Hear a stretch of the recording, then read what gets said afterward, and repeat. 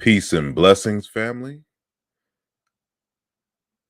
This is your brother, asarimhotep, and today is January the 30th, 2022, and you have landed at the Mbongi, and today's discussion title is, again, How to Critique the Critique. This time, this is the Conscious Community Hebrew edition. And so we're going to talk about how all of this transpired and more in a bit when we return.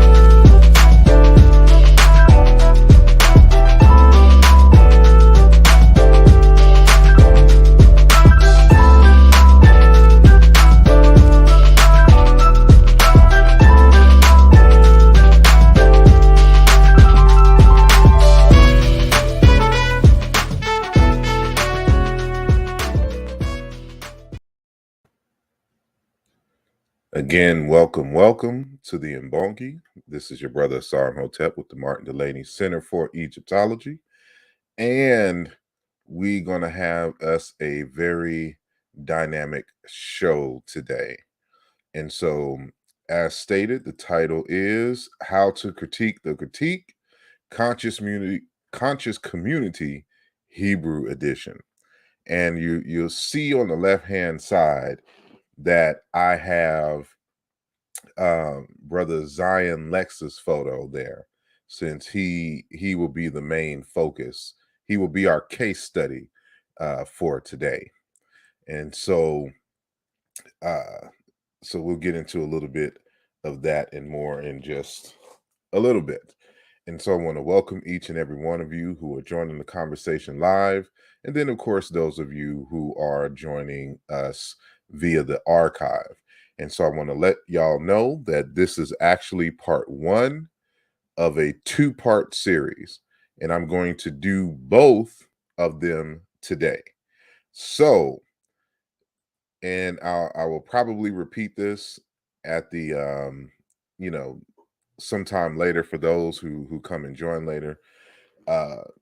The link for the second show is in the description. So, after this is done, you can click it and then wait. So I have it scheduled for 8 p.m. Eastern time. And so if I, finish super early, I want to at least have an hour break in between both programs. So it's going to be a two-part series all in the same day. And when I was looking at, my slides, I'm like, this is just too much to have for one show. And I want to break it up into digestible pieces. So again, the link for part two is below in the description. And when, for those who are catching the archive for part two, the link will be in the description for part one. And so you can, just in case you catch that one first before, catching this one. And so I'd like to welcome each and every one of you who have made themselves known in the chat. So peace and love always to Sister Tamika One in the building. My brother, the Jed M. Ankh Hekara is in the building. Brother Chavez is in the building. Make sure that y'all catch his get his new book, and hopefully soon I will have him on the program when I return from Kemet, and we'll talk about that later. And peace and blessings to brother Any Heritage Sean Calfani, or Calfani Sean, or Sean P, aka Method Man, aka Old Dirty Bastard, aka the RZA, Jizza, and all that good stuff. Peace and blessings to Cedric Ortega, who is in the building. Yes, indeed. Juan Lindsay is in the building. Peace and blessings to you. Uhuru Drums has made it in the building. And yes, Sister Tamika, again, please support the channel. Consider a donation, but you can do something for free, and that is to like and thumb up this video. And make sure that you share it, because I want all the Hebrew Israelites and folks to watch it, especially, of course, Zion Lex. I'm pretty sure he'll watch it, or he'll be watching.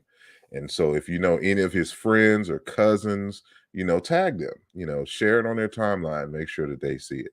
Peace and blessings to Sister Emmy Kett, who is in the building. And Ali Dawood L is in the building. Thank you for joining.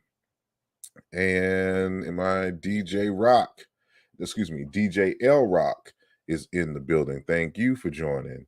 And Ahmedix 82 and Enigma 9x9 and Tony without the other Tonys. You're supposed to have two more Tonys. Tony after your name. But thank you for coming on the program and or coming to the program and checking us out here. Teti Ursamaat Seneferu is in the building. Thank you. Clumsy Chemist has entered the building. And Asar Balance. Can't go wrong with the name Asar. So you're already in the place to be with me. Sister Ladosha is in the place to be. Black African Power. Thank you for joining. Javon Muhammad. Peace and blessings to you. And thank you for joining. Kevin Chill Hurd is in the building. The Noops is in the house. And Zane Montego is in the building. Thank you. JC Hughes has made it in the building. Trice Dia, I don't know, Trick Dia, or am I just supposed to just name each one Tricdya? You're going to have to help me pronounce it, so I won't be butchering your name, but peace and blessings. Thank you for joining us. And we already have a few super chats, so peace and blessings. Thank you, Brother Flag, for your donations in our Medics 82. Thank you both. And I think that, and can't forget Brother T'Challa Bangora is in the building. And Conan Lee, always can't leave Brother Conan out. Thank you for joining us. And so I think that is it for now. Oh, Non-Swirl Zone, thank you for joining. And so we're just going to kind of get into this. And don't forget on the 15th and 16th that there is going to be an online conference, West Africa and Beyond, Ancient Nubian and Egyptian Interconnections with the Niger Valley and the Atlantic World. You can register now at westafricabeyond.org. And there's going to be the Returning to the Source conference in Egypt, but it will also be streaming live. So to find out more information about it, go to akettours.com. I will be a part of both conferences. You'll find out who all the dynamic and powerful African speakers are in both of these conferences. And so, without further ado, now, for those of you, who are familiar with my channel, you know that I had recently a show titled How to Critique the Critique. And as the case studies for that program, we looked at a few scholars who were making critiques against the late Dr. Shekinah Diop and Dr. Theophilo Benga. And what I wanted to demonstrate and show is that, you can't just accept a critique because there is a critique of a work. You have to examine the scholar's critique of the critique and any kind of rebuttal, if alive, that the scholar who is being critiqued may critique about their critique. And so it's a dynamic back and forth. And so hopefully I have given some strategies in how to examine, critiques, and to look for the underlying position of the author, their competency in the subject matter, their ability to really understand the source materials argument and the evidence that they're providing in terms of their rebuttal. And so a highlight of that conversation was how even you, as a reviewer, in order for you to judge the critique of a particular work, you have to be competent in the subject matter itself in order to be able to evaluate whether or not the critique of the original source material is in fact valid and has merit. And this is going to be very important even for this conversation. So, in a separate series of, in a separate video or lesson on this channel at the Mbongi, I actually had two videos. So, it's two in the series, two 2 hour long conversations on the possible African origin of the word or the name Yahweh, and Yahweh being the name of the prominent deity in the Bible, which rose up to be a supreme being. And so now, in the modern Bible, Yahweh, El, and others are kind of synthesized into one deity. And so I put out my fundamental arguments. It took 4 hours online. I'm working on an actual text, and so it'll probably be about the same length as my most recent text, which is Chiluba, Maweja, Yoruba, Orisha, and Ancient Egyptian Ak, an exploratory etymological study. And so I'm doing the same thing when it comes to Yahweh and its possible ancient Egyptian origin. And so so you can see that this is thin, unlike, it'll be a minute before I hit y'all with another Aluja volume 2 size book, but something that's, digestible, and, we'll be getting in. So this is something that I've been working on, for a while, and we'll get in, and now that'll become very significant in later on in our conversation. So when probably like a day or 2 days later after the second video on the etymology of Yahweh and his representation in ancient Egypt, I went on Sa Netter's program, and it's been a while since I've been there, but so I go on Sa Netter's program so that I can promote, these two conferences, the Return of the Source Conference, as well as the West Africa and Beyond Ancient Nubian and Egyptian Interconnections with the Niger Valley and the Atlantic World conferences. So prior to that, uh, brothers Dr. Jahi Isa and Dr. Salam Faraji, were on promoting. And as one of the presenters at the conference, wanted to add to that conversation. And so, but speaking to Sonetta earlier, he knows that I did the Yahweh. So he was like, when you come on, would you talk about it? So I talked about it. And however, remember what I said, I did 2 shows on my program, on my channel, I should say, and they were 2 hours long each. And so when I got to Sonnetter, I just gave a summary. And I said this on the program that, that I've already done 2 videos, on this subject. And so, what I'm giving you is not the whole thing. So that becomes very important because, of course, I'm expecting, I don't put anything out in the public without the expectation that uh, someone is going to review the content and critically analyze the statements that are coming out of my mouth or written on pages. That comes with the territory. If you don't expect that, when doing this work, then you're in the wrong business. But so, like clockwork, brother Zion Lex, like a day or two later, makes a video based solely on my Sonnetter uh, interview, on Yahweh.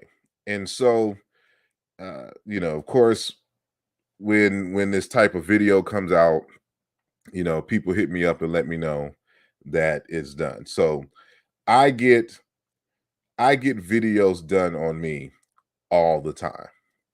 And 9 times out of 10, I'm not going to respond. And you'll see in this conversation the reason why I don't respond, because ultimately it is a waste of time. And so this is the short of how to critique the critique in the conscious community. Don't. It is a waste of time. And I'm talking about the people in the conscious community who aren't serious or real scholars. Like their only claim to fame is conversations on YouTube. No written material, no going to conferences and presenting works amongst scholars and debating, none of that stuff. Their only claim to fame is they got a cell phone and a microphone, and they can say what they want to say, in the middle of the night because YouTube streams. So with that in mind, I'm just going to get into it. I won't take long. And so, again, for those of you who are just joining, this is part one of a two-part series that is happening on the same day. So, the other one is scheduled for 8 p.m. Eastern time tonight. And so, after this one, I want to make sure that we at least have an hour break. And then 8 p.m., for those of you who want to come back and check the second part of the conversation, which is going to be very critical, and actually deserves its own conversation, but it's all part of the same conversation. And so, what I'm going to do is share my screen in good old fashioned share my screen mode. So I'm going to do that, and then I'm just going to go from the beginning. So let me make sure that I check my other devices and that everything is good. And I just want to tell y'all now, because this is meant to be a class. So y'all got to remember, I used to be a Hebrew Israelite, and we used to do classes for long periods of time. And so, I'm gonna do my MC Iron Lung in true Brother Wu Jawu fashion today. So make sure that you have some snacks, make sure that you have something to drink, pen and pad, take some notes, pay attention to the timestamps, and again, uh, share and like the video, and especially share it to all the Hebrew Israelites, because they're going to get this work today. So, title of the conversation: How to Critique the Critique, Conscious Community Edition. And so I have to start off. And so remember what I said at the beginning of this conversation, in that when it comes to the conscious community, there's just so much going on that is really kind of a waste of time to constantly be trying to defend and debate everybody that says something. And the quote that I'm about to read here from Dr. Modupe Oduyoye, who wrote a chapter in an edited text by Dr. Amin Saba Sakana, titled African Origins of the Major World Religions. And he begins the conversation with this statement, and I'm talking about Dr. Modupe Oduyoye, and he says, "It is possible for me to approach the enterprise of proving that the religion of the Jews has its origin in the religious tradition of Africa by concentrating on that task alone, the task of proof. But proving this point is not the end of the project. And proving a point depends on who is assessing the evidence. You can never prove any point to the satisfaction of a skeptic. Once, therefore, one is satisfied that one has carried one's investigation to the point of satisfying oneself of the adequacy of the evidence, one must leave skeptics at the point beyond which they are unable to go and proceed with one's larger enterprise." And so this was published in 1991. And so dig deep into what he is saying, you know, that and you got to remember that this is a Yale educated PhD in linguistics and theology, and knows several languages, and has been studying the relationship and building a case for the relationship between the Semitic languages, the Yoruba language, which is his native language, and the ancient Egyptian language, right? And so when he was doing this work starting in the 50s, he's 83 years old today. He's either 83 or 85. Because he's around the age of my grandfather, which is around that age. So I think he may be 85. And so with that being said, he's been doing this work for a very long time.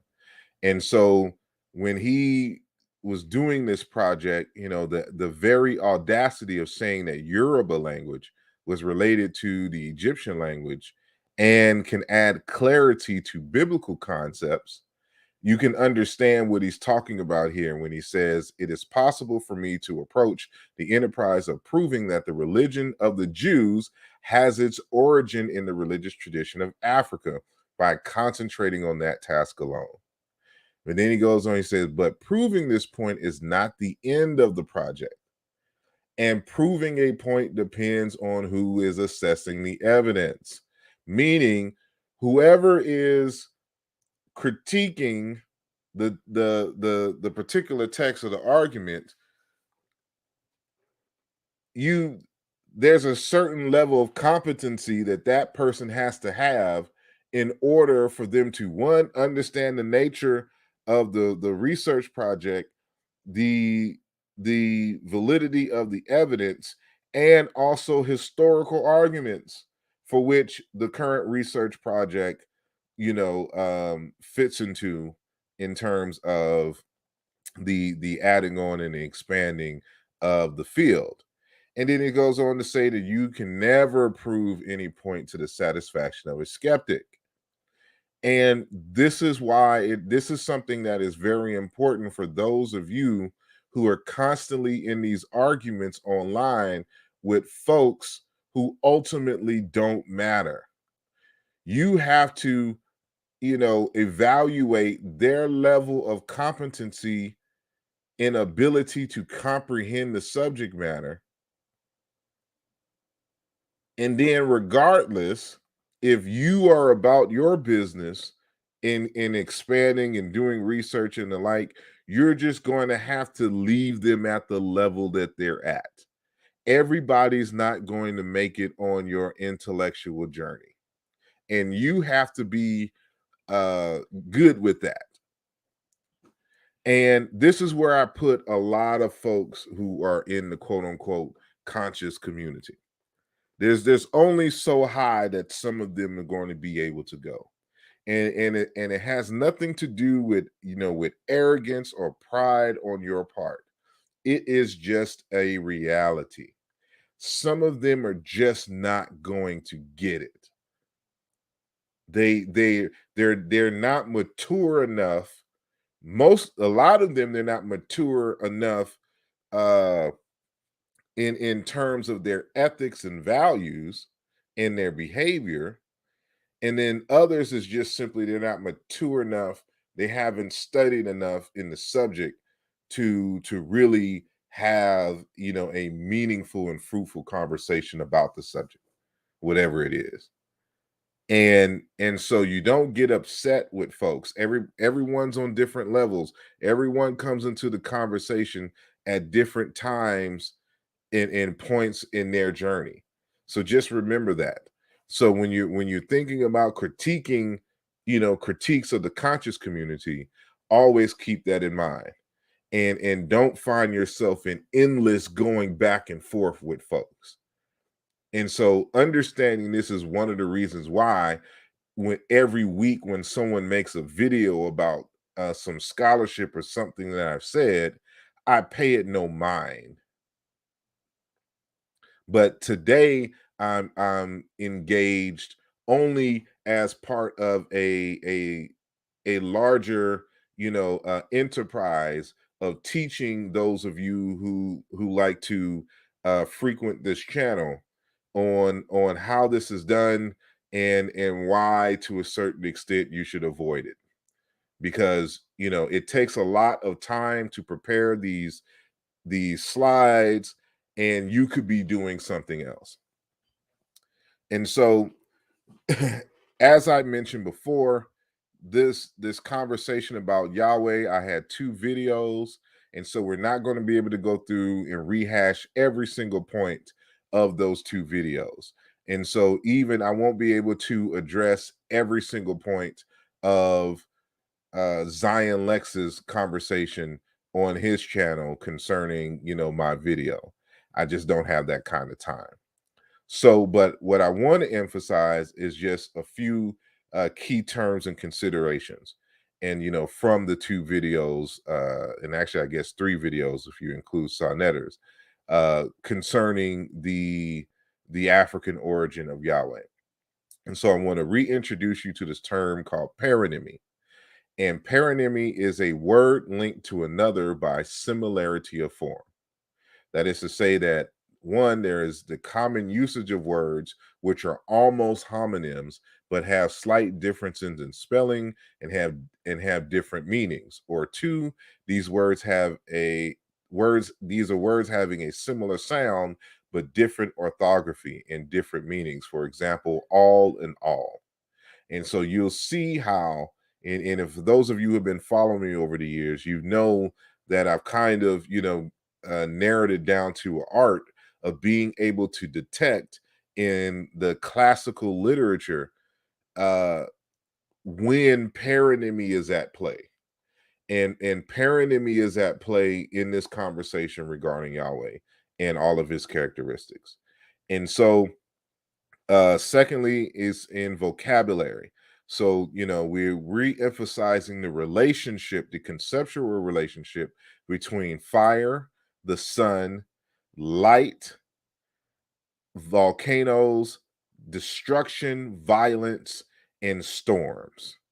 And so all of these things are linked together via paronymy in a lot of these ancient languages. All right. And then there's consanguinity. And what I mean by consanguinity is that, that they're made from the same substance, right? But now we're using this metaphorically to talk about concepts.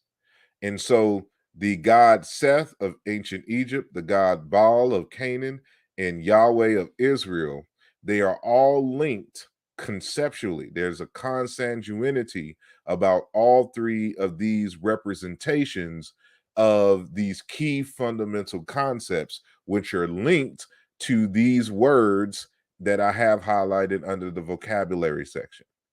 And then lastly, in terms of their representations. And so you'll see, for example, that Yahweh is a warrior, a violent storm, and volcano deity. Right. So I'm hoping that this is making sense. And for those of you who saw the other videos that this is kind of a recap. So, excuse me. So we have our good brother Zion Lex. So this is a photo of him, and he always, for some reason, has his Kumo D glasses on, his shades. It can be nighttime, it can be daytime, and Zion Lex is going to have his shades on. Well, I argue that that is a disadvantage to our good brother Zion Lex because he has a hard time seeing. And when you have a hard time seeing, you have a hard time comprehending things. And again, people always wonder why, so and so made a video, so and so made a post about you. Are you going to say something? Right. And I'd be like, no, it's not worth my time because, there's just some people in the community who just don't get anything at all. And, I've come to realize that Zion Lex is just one of those people. He's just one of those that you have to leave. He will never rise to a high level of scholarship. He's too arrogant to understand when he is wrong. And he likes to throw shots and debate, and he doesn't even meet the basic criteria of being able to have a serious argument. And you'll see why, even with the first slides. And so one of the reasons why I have a hard time, engaging with a lot of folks in the so-called conscious community is because they constantly and consistently misrepresent information and lie on the source material. And Zion Lex is very, very good at misrepresenting information and lying on the source material, lying on you, lying on the deities.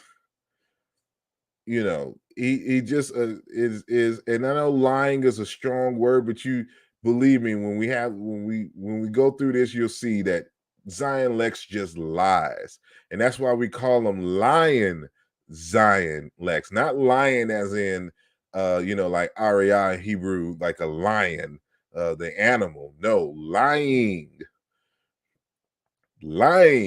Zion Lex, because he just make up stuff out of the blue. He should have been a fiction author, and I think that he would excel because of the way that his imagination works, when trying to come up with these arguments. So in my presentation, both on Sonnetter and of course on my channel and program, I introduce this article, right? But first, this slide here is not of the title of the article, it's the title of the journal for which the article belongs. And I want you to pay attention here at the bottom. So the journal is titled Egypt and the Levant. So they have a special journal just to talk about the relationship between ancient Egypt and the Levant area, in the Middle East, or where Israel, Palestine, Syria, all that is, right? So then in the next slide, I introduce the author that we are going to discuss. His name is Niv Alan. And he wrote an article or published at least the article in 2007 in the journal in which I just showed the title to, titled Seth is Baal, Evidence from the Egyptian Script, right? So in Seth being Set, the so-called enemy of Horus, and also his uncle, the brother of Osiris in the ancient Egyptian lore, and then of course the god Baal out of Canaan. Baal is just a word that means Lord, and owner, and you can find this word natively all throughout Africa, even including Yoruba language with the same meaning, right? And so, this is just on this page here. I introduce the title of the article, and then I introduce who Niv Alon is, who is an associate curator in the Department of Egyptian Art at the Metropolitan Museum of Art.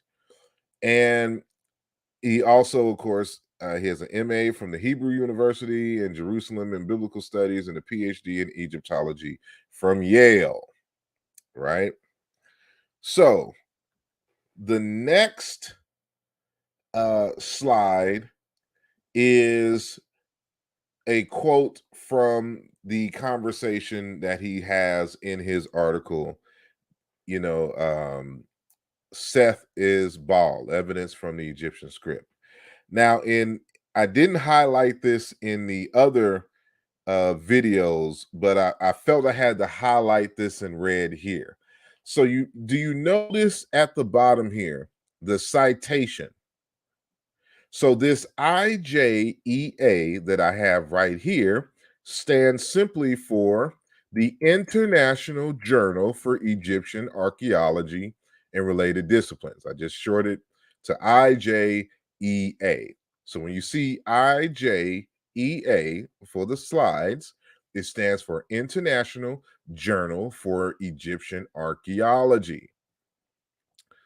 So you see this here. So when I'm citing this text and I have this at the bottom here, that means I'm citing this here. These words. So in the next slide here, I talk about, or he talks about Seth Ball and this cult in Avaris.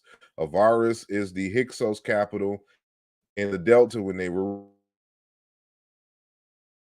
ruling in a second intermediate period, or second period of instability, right? So again, you see what I have highlighted right here that I'm circling. I hope y'all can see it, and that this, makes sense for you. So IJ International Journal of Egyptian Archaeology, year 2007, page 19. So for those of us who actually do scholarship and we cite our sources, this is just a standard procedure. This is very basic when we're quoting somebody, right? So here comes Zion Lex. And this is why you have to you have to just leave people where they are, because you'll get frustrated at how these little simple mistakes they make and be serious. And if you watch his response video, he's very passionate, he's very arrogant, and he's making these arguments with his chest.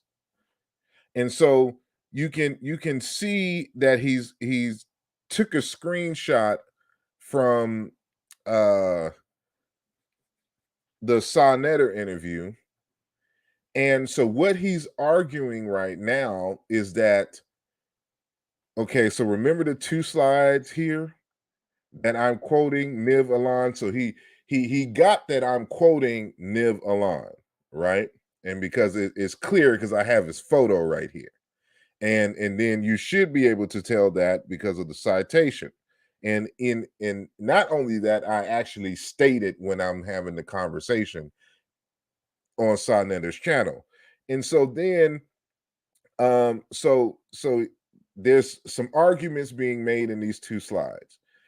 And then this slide comes up here that he's showing. So what he says is that in those other two slides, the author is making certain arguments. And then when I show this slide that you see here, reduced on the right-hand side, that these are my words and that they contradict and go against my own source concerning the god Seth Baal. But you see the arrow that I placed here. What is it pointing to, everybody? For everybody who's in the class, I want y'all to raise your hands and tell me what is the arrow pointing to right now.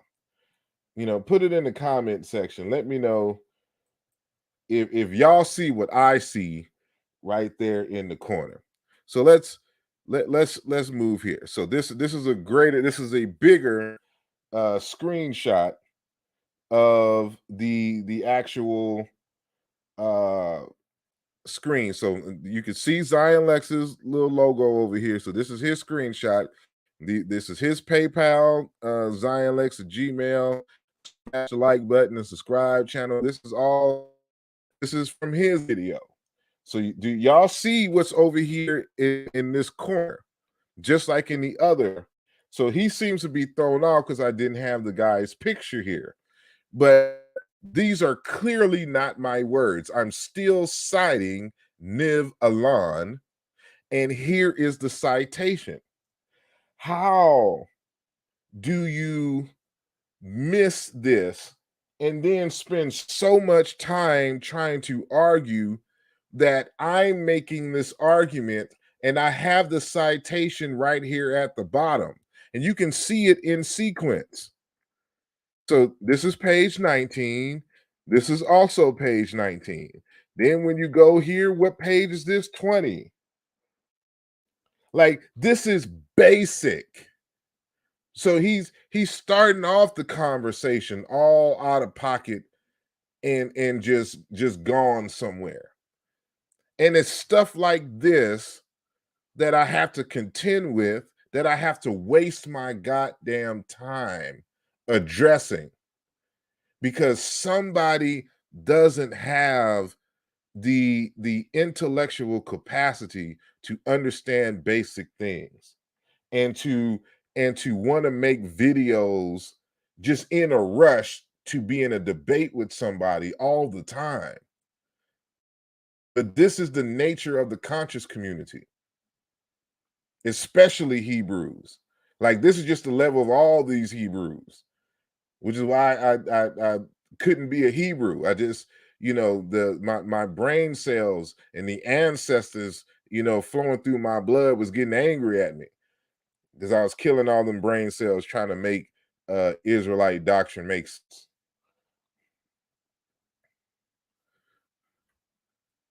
So what he don't see and understand. I have this highlighted in red, now for this slide. The identification between Baal and Seth was so successful, not only because of the latter's role as the god of the foreign lands, but also through his storm god characteristics, which are common to both gods. So remember that I told you about the consanguinity of Yahweh, Baal, and Seth.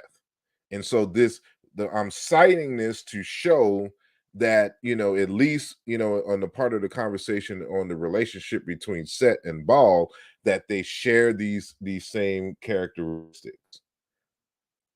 And so we call that syncretism, and that's I have highlighted here.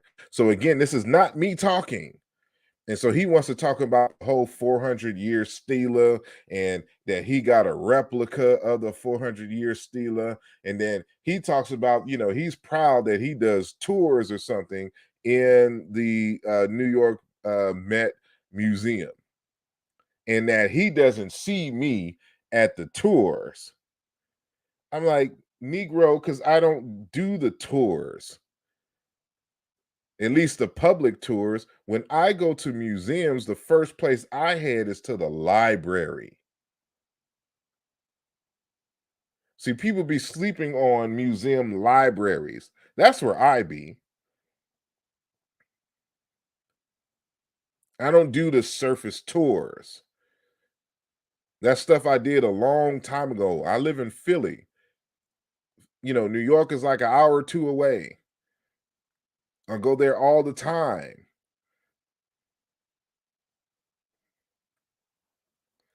So this is why, in the slide, I have a method to my madness. And so I lead up and show that, uh these characteristics, because in the point of the conversation, I'm talking about the characteristics. And so, for example, I cite in this text Yahweh and the Son, biblical and archaeological evidence for sun worship in ancient Israel. And so on page 264, he says, secondly, should Yahweh be viewed as a sun god? Certainly not. At least not any more than Yahweh should be considered, say, a storm god, on the basis that the Old Testament borrows imagery of Baal and applies it to Yahweh. So he's recognizing that Yahweh and Baal have the same characteristics. But what he's arguing is that the characteristics of Yahweh was borrowed from Baal, from the Israelites, and applied to Yahweh. And with my argument, I'm arguing that yes, I agree that they have similar characteristics, but I'm arguing that Yahweh always had those characteristics. And the reason why they were in sync is because the Israelites recognized and the Canaanites recognized the symmetry between the two deities. So they synchronized them in the same way that the Egyptians synchronized Seth and Baal, because Seth already had these storm characteristics and these violent characteristics. So that's the conversation that I was having. And so you can disagree with your source material. I can accept certain aspects of the conversation, and then other aspects of their conversation I can reject, because that's what scholars do. We don't cite a source because we agree 100% with what the source says. Zion Lex. This is why Zion Lex is a waste of time. So we continue. I say in this section that Zion Lex is just sorry and a waste of my goddamn time. And we're gonna see how further he's just a waste of my goddamn time. Excuse me. So this is even more pathetic. And so remember what I said, that people in the conscious community, if they don't understand the subject, if they just don't like you, right? They will just make up an argument and then argue to you about the argument that they made up in their head. This is why I say that Zion Lex would be a great fiction author, because he's just good at making stuff up. So for those who didn't catch, my argument is that Yahweh is a deity, a composite deity that represents not only violent storms and earthquakes, but also volcanoes and also warriors, right? There's a synchronization of all of these characteristics based on paronymy. That's my argument, right? So this dude, Mr. Lying Zion Lex, and you should change your website over here at the bottom. It should say lyingzionlex.com. So this dude just sat up in the public and lied. This brother, you see the screenshot over here in the corner? There's an article called Jewish God Yahweh originated in Canaanite Vulcan, says new theory. So what Zion is trying to argue is that I got my argument from this article here, but I didn't quote it. I was scared to quote it because this article, in terms of its conclusion, goes against my principal argument. So my principal argument is that not only is Yahweh, he has all of these characteristics, but that not only does he, but the name originates out of Egypt, and that it is a name that is an epithet, a title for the god Seth. So that's my argument. So according to Lying Zion Lex, I reviewed this article and got all the information from it, dealing with the relationship between Yahweh and storms and volcanoes and things. And then I didn't cite my source. I was asarimhotep is scared to cite a source. That in itself is just laughable. You know, uh, you couldn't even read a source a few slides ago. You didn't even know it was a source. And then in this argument here, you're saying that I have a source and that I'm scared to show the source.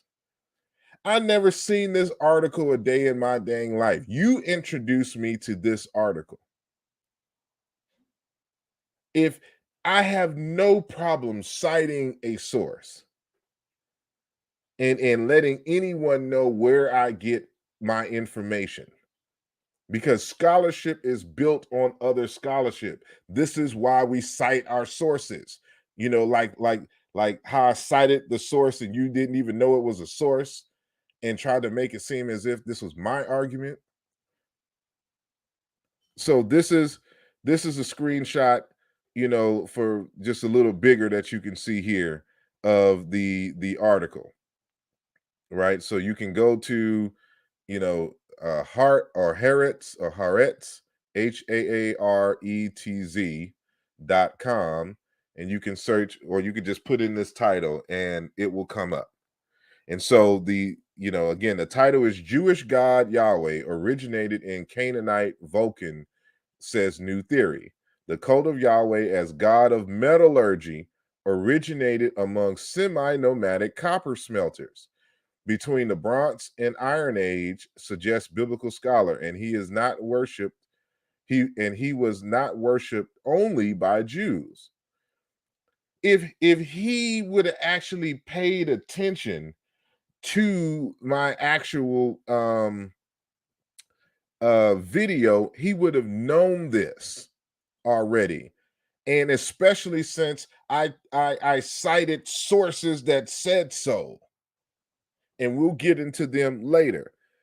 But when you also got to peep this. So again, I've never seen this article or heard of this article. That he thinks that I'm like him, that like I just get an idea and I just run to social media and start presenting on something without having a thorough background in the subject.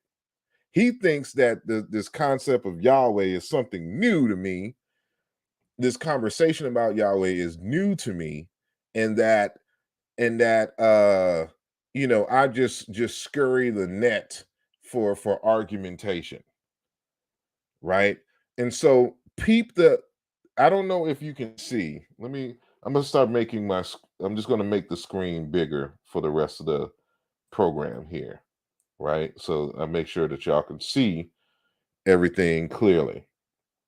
All right. And again, you can support the program um, by the with the links, saying that's scrolling there. But I'll get rid of that so y'all can see stuff at the bottom, and we are good there. All right. So let me. So I don't know if you can see over here in the left hand corner. So it has the publishing date, right? April 11th, 2018. And the last time that this article was updated was on April 17th, 2018, right? So keep this in mind. This is 2018 that I was supposed to find out that Yahweh was a god of metallurgy and that he was a god of multiple semi-nomadic copper smelters and all of this, and that he was associated with a volcano. So I just searched this recently and found this 2018 article. Keep that in mind. And so there's a screenshot again of him in this very article here. So lying Zion Lex.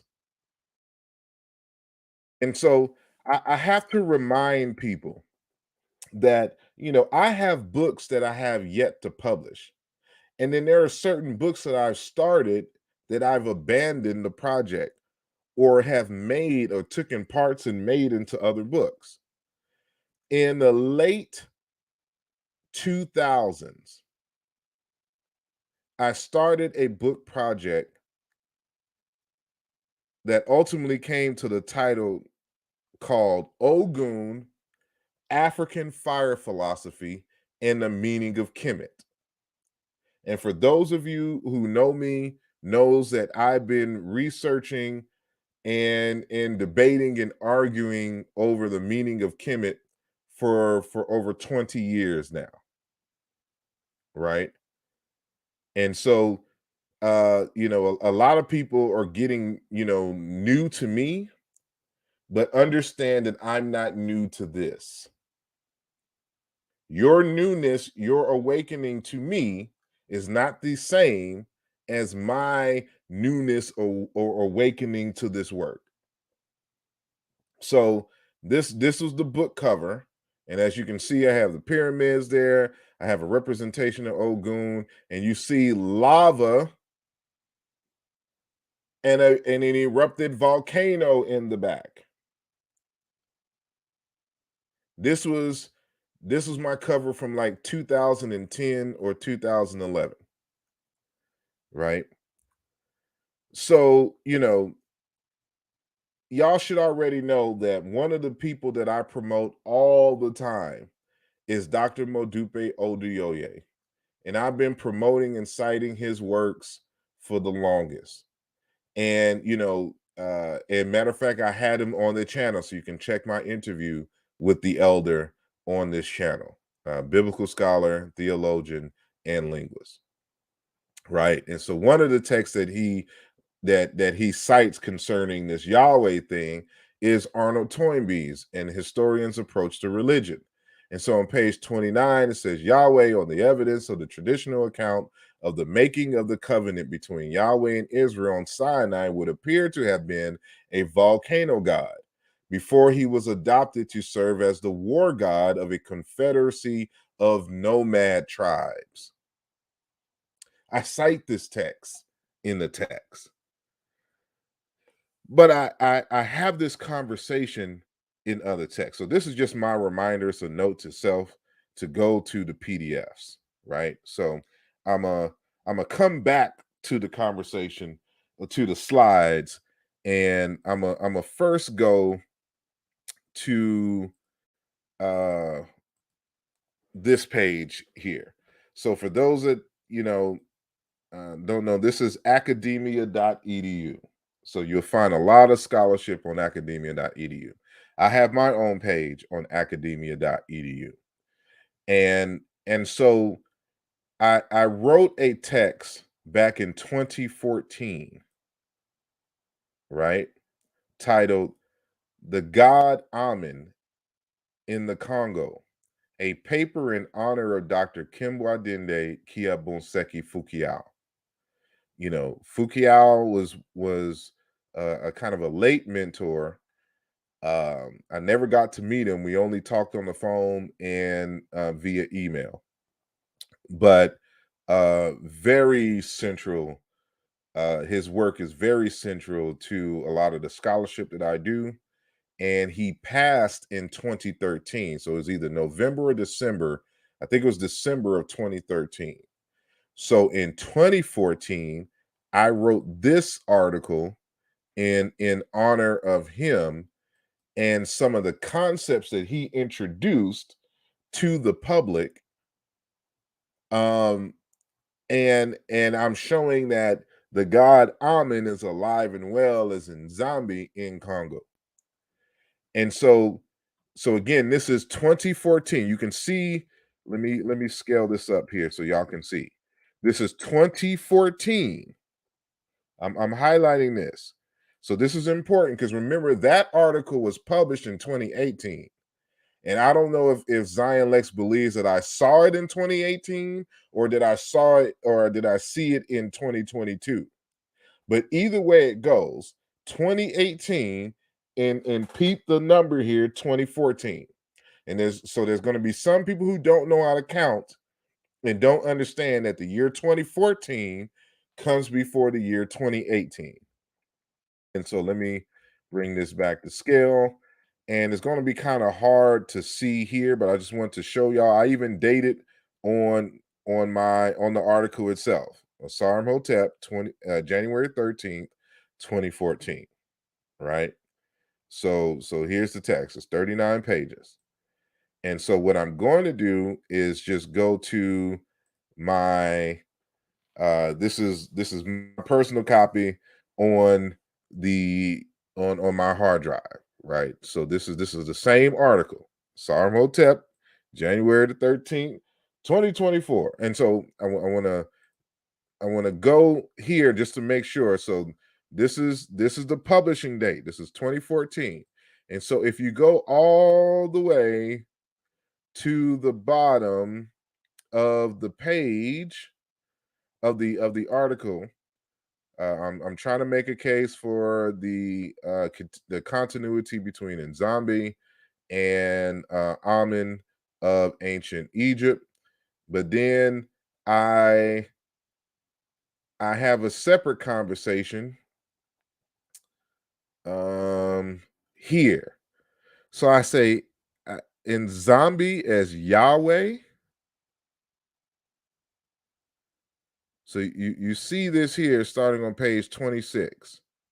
So let's go to page 26 on my document here so I can make sure that y'all see uh this. So let's skip all the way down and let's go to page 26, just like what y'all saw there. In zombie as Yahweh. So what does this mean?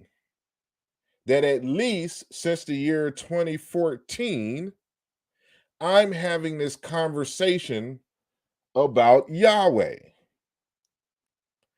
And so um I I'm been concerned with the meaning of Yahweh. This isn't something that I just did in 2022 to have a YouTube video. I've been studying this for years. And so I start off the conversation. There has been a lot of debate as to the meaning of one of the names for God, Yahweh, in the Hebrew tradition. Although this is a very important name for practitioners of the Hebrew faith, it turns out that this word itself is not inherently Hebrew. This fact has compelled scholars to speculate far and wide as to the meaning of the name. And so then I go and I cite a source there, and then I suggest here that Yahweh is cognate with Nzambi or Nyame or Simbi or Ama or Amen in the Egyptian. So I'm already trying to make, and I'm not making an argument for the Egyptian origin of Yahweh, just that Yahweh and Amen are cognates. But peep this section here, because he seems to be of the belief that I haven't even addressed this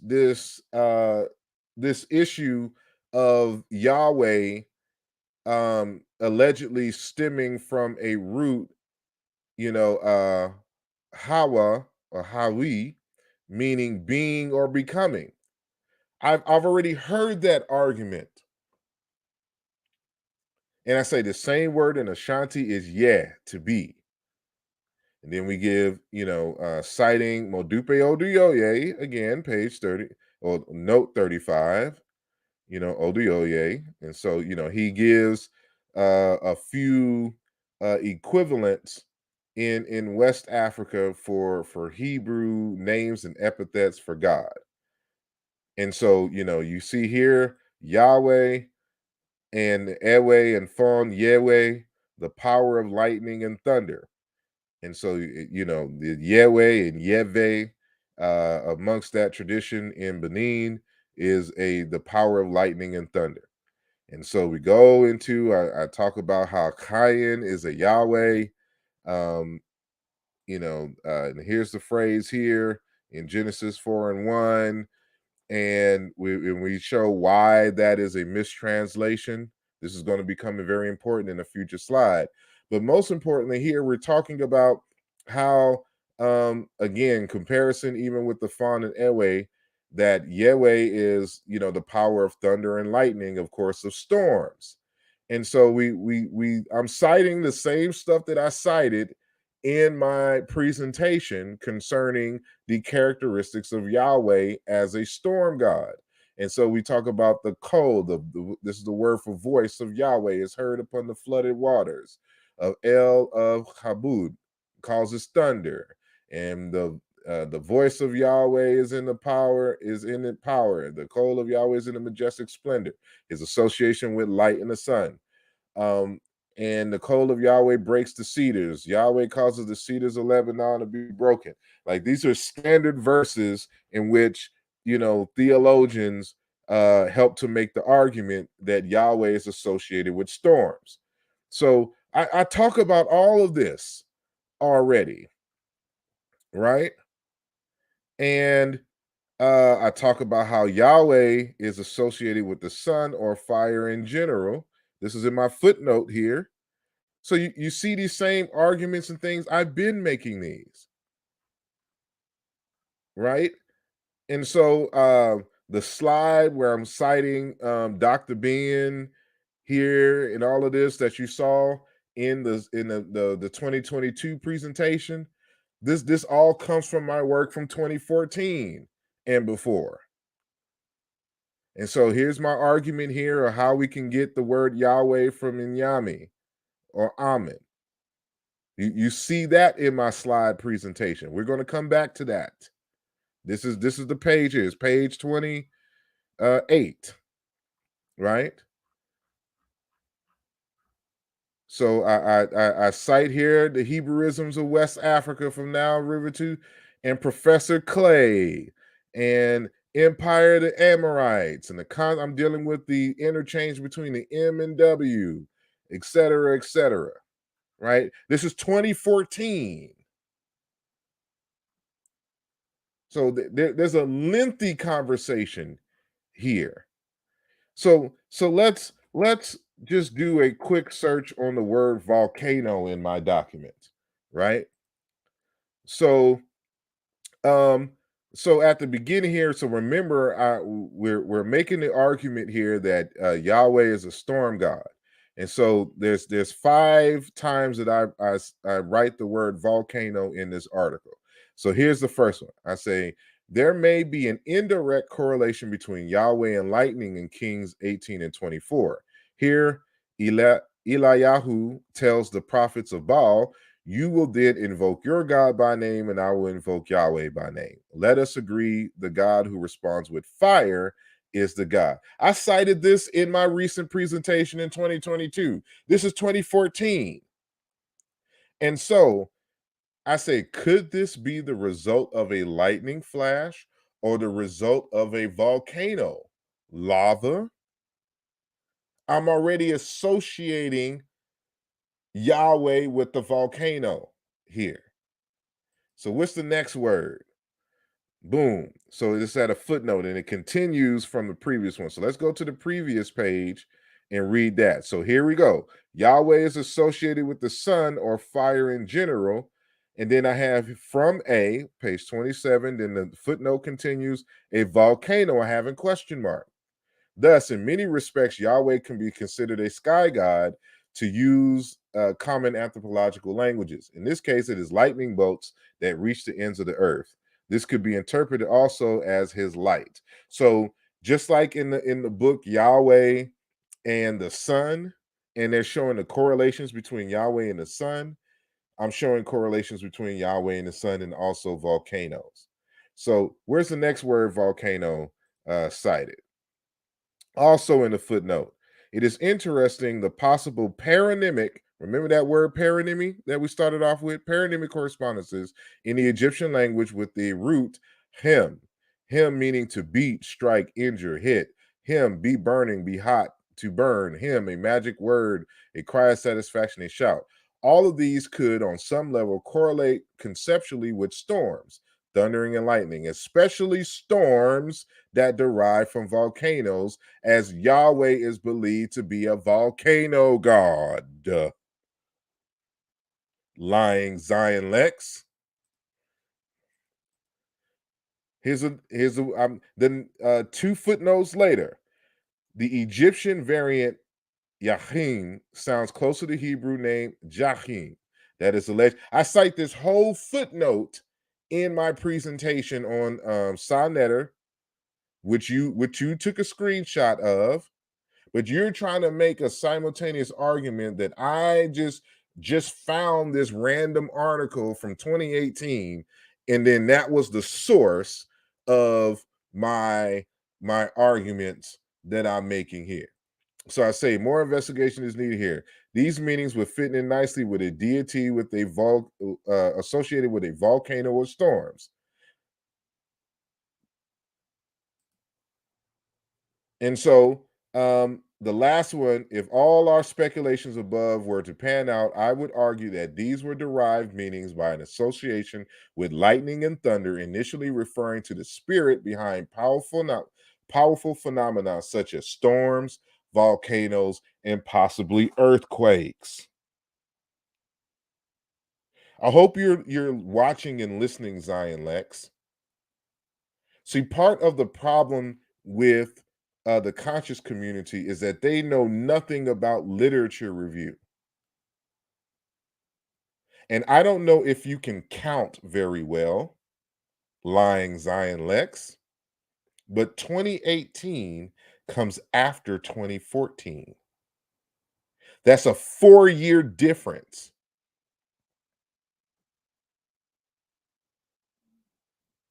And then add another 4 years for 2022.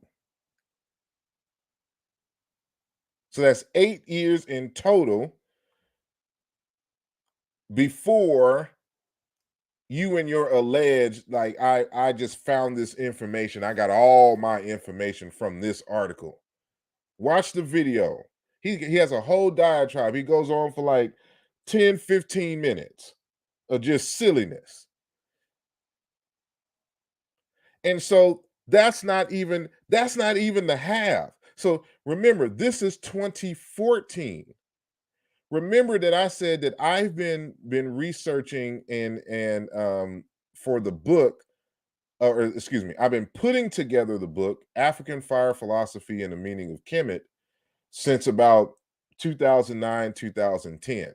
But ultimately, I abandoned it. Some of it was broken up and made into Nesubiti. Some of it found its way into what's his name? Aluja Volume 2. But I also wrote this other book. This book here. Many people may not know of this.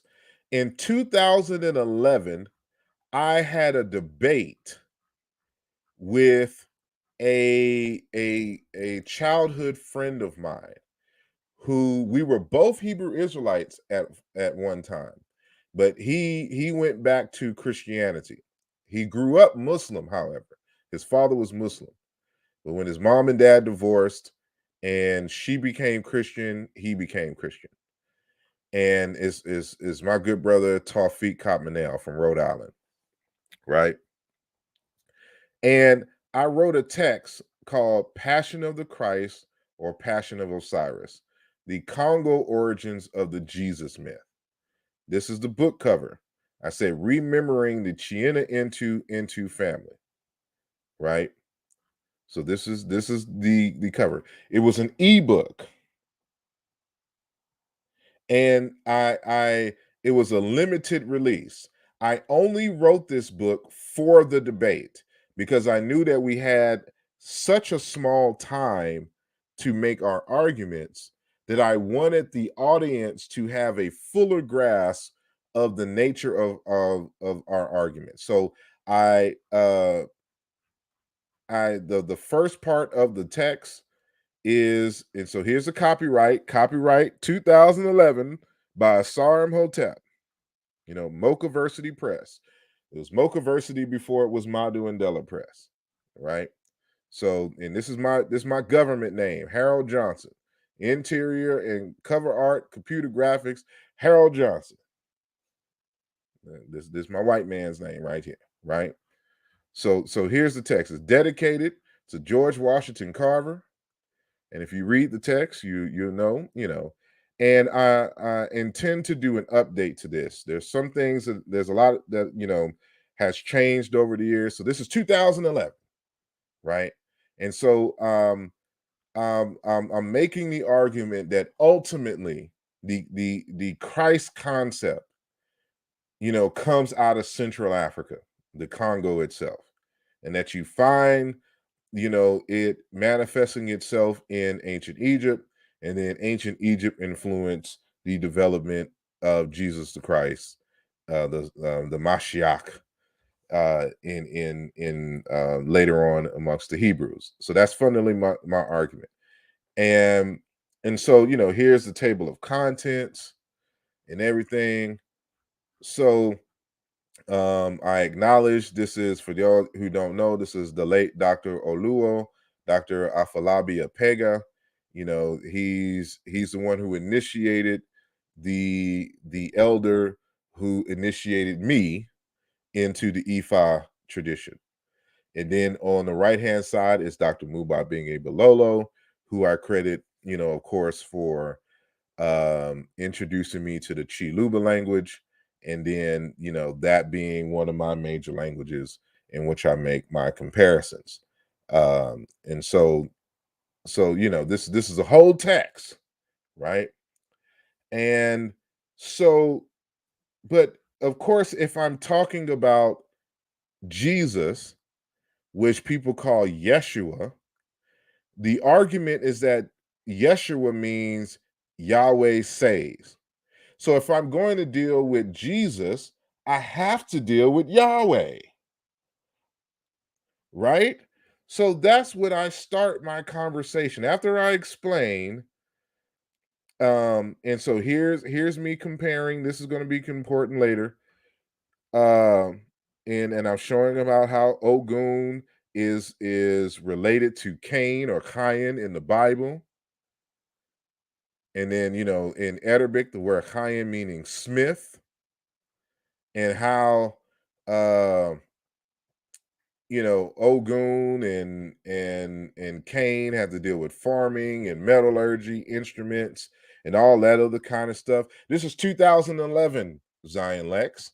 And I don't know if if you count 20, if you know that 2014 is before 2018, but 2011 is before 2014, which is before 2018, which is before 2022. Like I said, you're new to me. I'm not new to this. So let me reduce this so I can see. So, and you'll see that a lot of this comes out of the African Fire Philosophy and the Meaning of Kemet book. These are like some of my notes from the book, which I made into a 152-page ebook, right? And some of this became Nesubiti. So you'll see this repeated in Nesubiti. You'll see some of this repeated in Alluja Volume 2. So let's just go down. I'm trying to find. I said, I'm like, in the name of Jesus. That's one of the sections. Question mark. So we're going to deal with I deal with folk etymology. So I've been having these conversations about folk etymology, how to detect it in the Bible. And I'm arguing that Jesus itself, the name is in terms of the meaning, is folk etymology. And then we talk about Cush being folk etymology, even the word Babylon in the Bible being folk etymology, right? But then I in that same section of folk etymology, what is this title here? Let me blow this up. Y'all let me know if y'all can see this in the comments. What is this here? What is this conversation here? Yahweh. right? And so what do I say? What do I quote here? Right? I start off. The first term under examination is the word Yahweh, as it is part of the name Jesus. Robert H. Pfeiffer relays the following: the name Yahweh in the Semitic dialect spoken by the Kenites must have had a meaning and thus characterize the deity. If we could discover this meaning, we would have a good idea of the original character of this God. But the efforts of modern scholars who have suggested numerous etymologies of this name have failed to supply a convincing solution to the mystery. The words belongs to a lost language, nor does Exodus 3 and 14 supply a clue to the meaning. None of the sources of the Pentateuch has the slightest inkling of what Yahweh meant originally.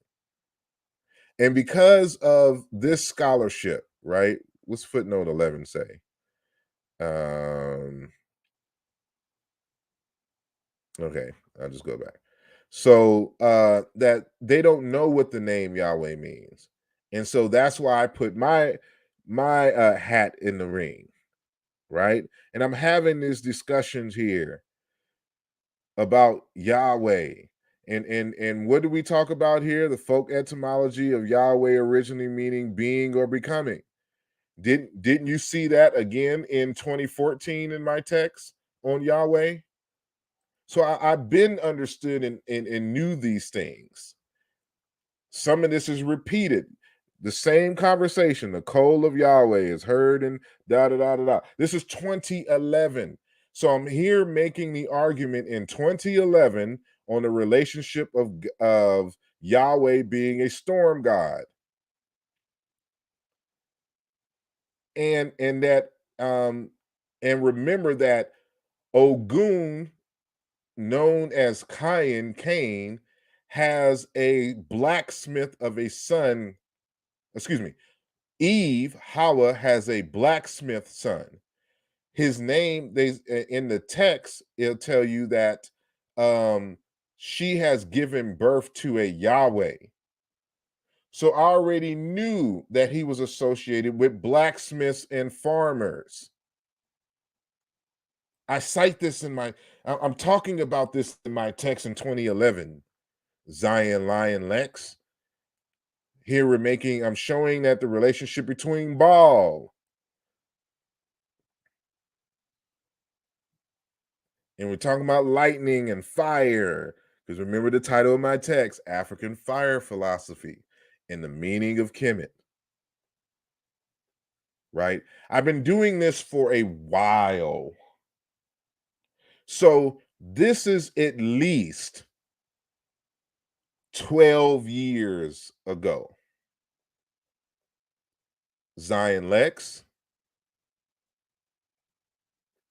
you are new to me.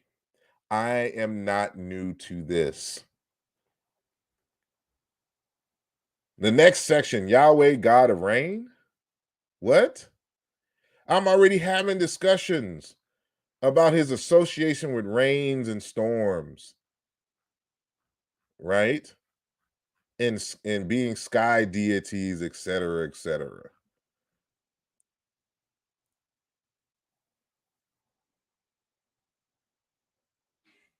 This is, and then this is. I don't have the slide, but I also want to show this because I may show this again in the second video because Zion Lex also goes on this diatribe and trying to relate Yahweh to Sumer and think that he's schooling someone. Zion Lex, you do not do scholarship.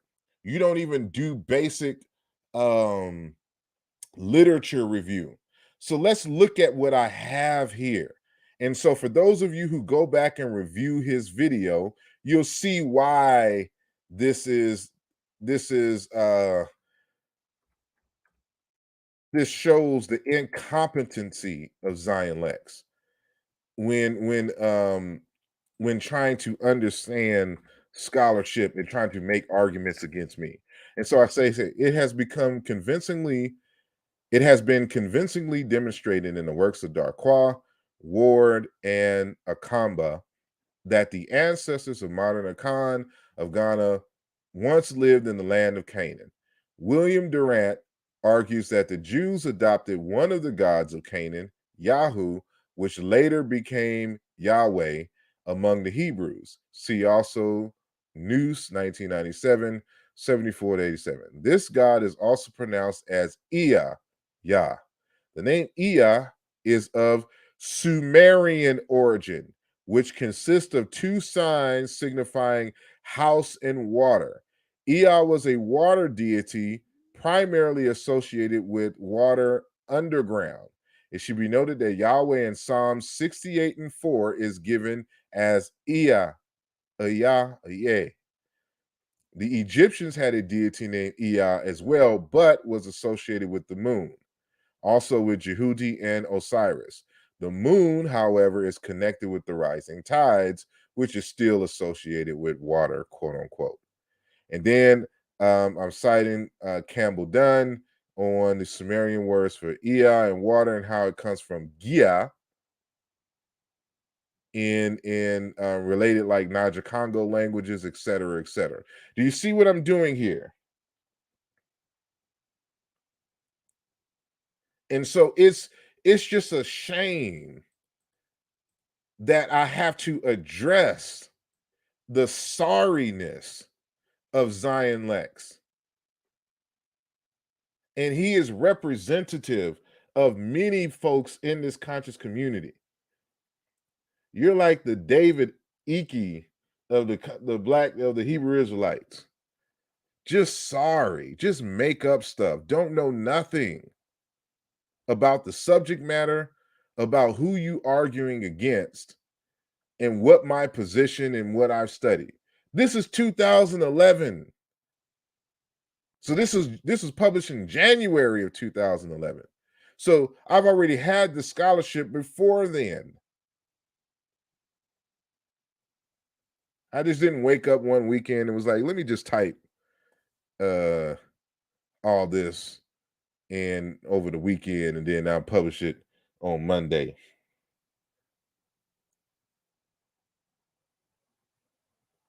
Just sorry all around.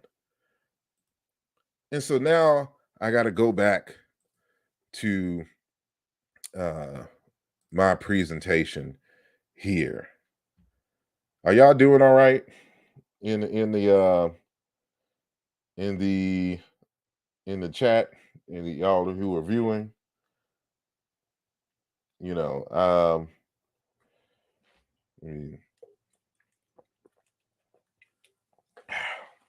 sorry, I had to take a drink.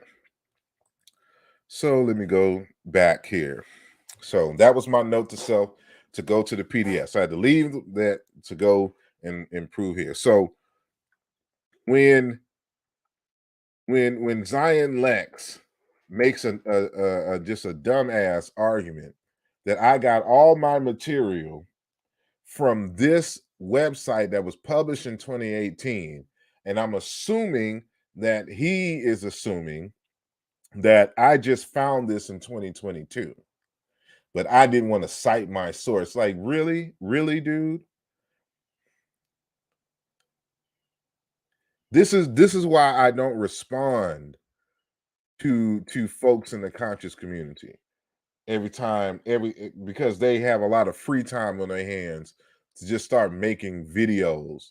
I'm too busy in the libraries reading, analyzing, having conversations with scholars in the field so I can prepare my next publication.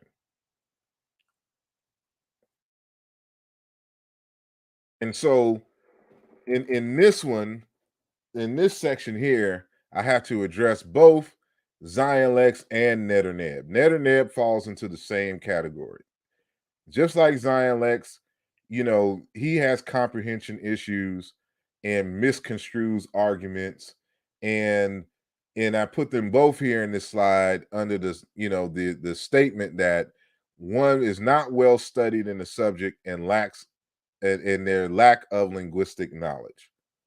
And so Neb wants to do a whole video on me regarding the whole Yahweh incident, and he think that he's schooling me as well on the issues in the meanings of Yahweh.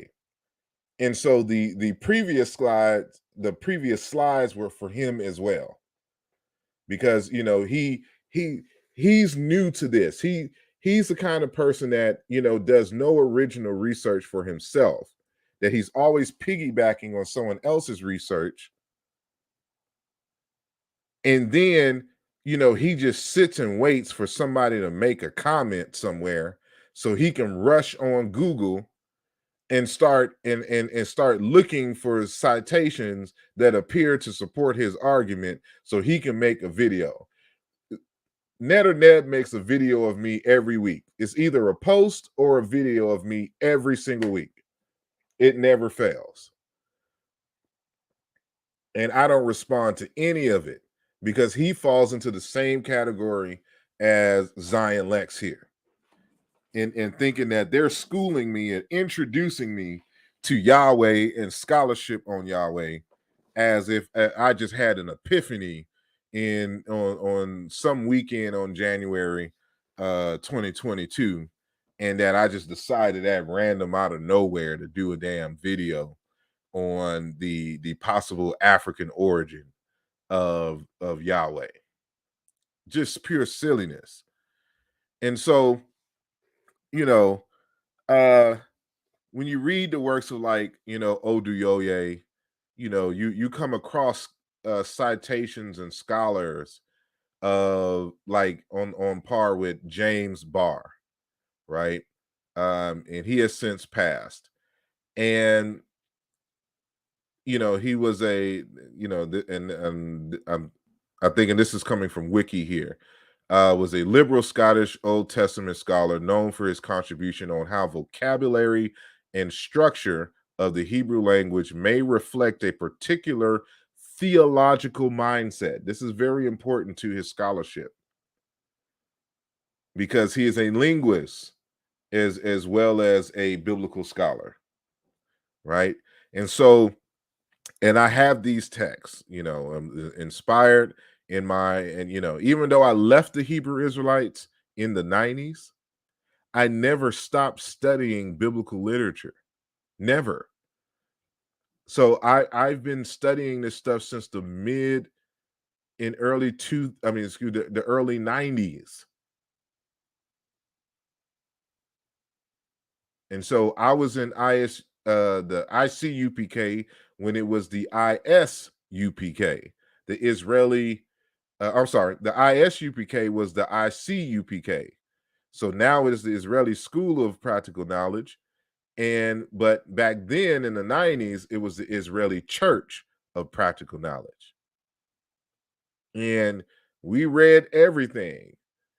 And looking back, of course, we didn't really understand everything, in terms of the scholarship, but we got the books, we read everything. That's all we did was read. So I never stopped doing biblical scholarship, never. And so this author here, Dr. James Barr, he wrote a 3 series text titled Bible and Interpretation, the collected essays of James Barr. I'm sorry. John Barton is the one who edited this 3-part series of the works of James Barr. And so, he has written a lot of scholarship on the Bible. And so the third in the series is called Linguistics and Translation. And so remember, in the 2011 text that I wrote that is being revised, because I'm making a lot of changes to arguments. In that text, I have a section called folk etymology. And there's a number of concepts and words, including Yahweh, that I have there for folk etymology, and how you can detect folk etymology, right? And so in this book here, Edited by John Barton. There's a chapter. This is chapter 25, and it's called Etymology and the Old Testament, right? And so when this is a very long article, and so I encourage everyone to skip down to page 420 if you get the text, and of course read the whole entire chapter. But what's concerning for us is just this part of the chapter dealing with popular etymology, because Ned or Neb seems to be of this belief that biblical scholars know what the word Yahweh means. And he went and found some random citation that was citing the standard hypothesis that the word Yahweh means to be or become. It's folk etymology. They don't know, right? And so and as I discussed in the 2011 work, that's 2011, that's 11 years ago.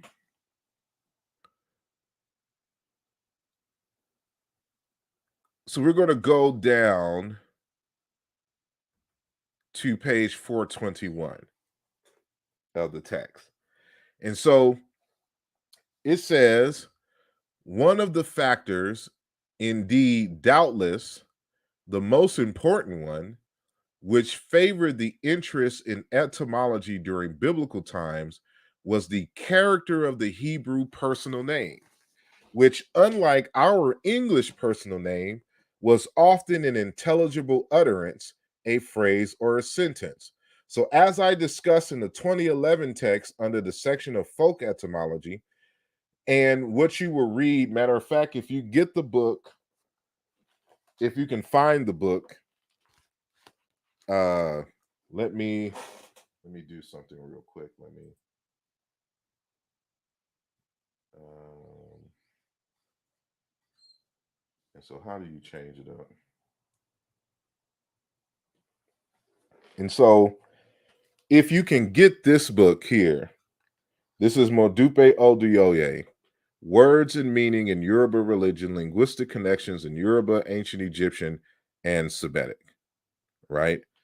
This is an old book I have. It's totally falling apart.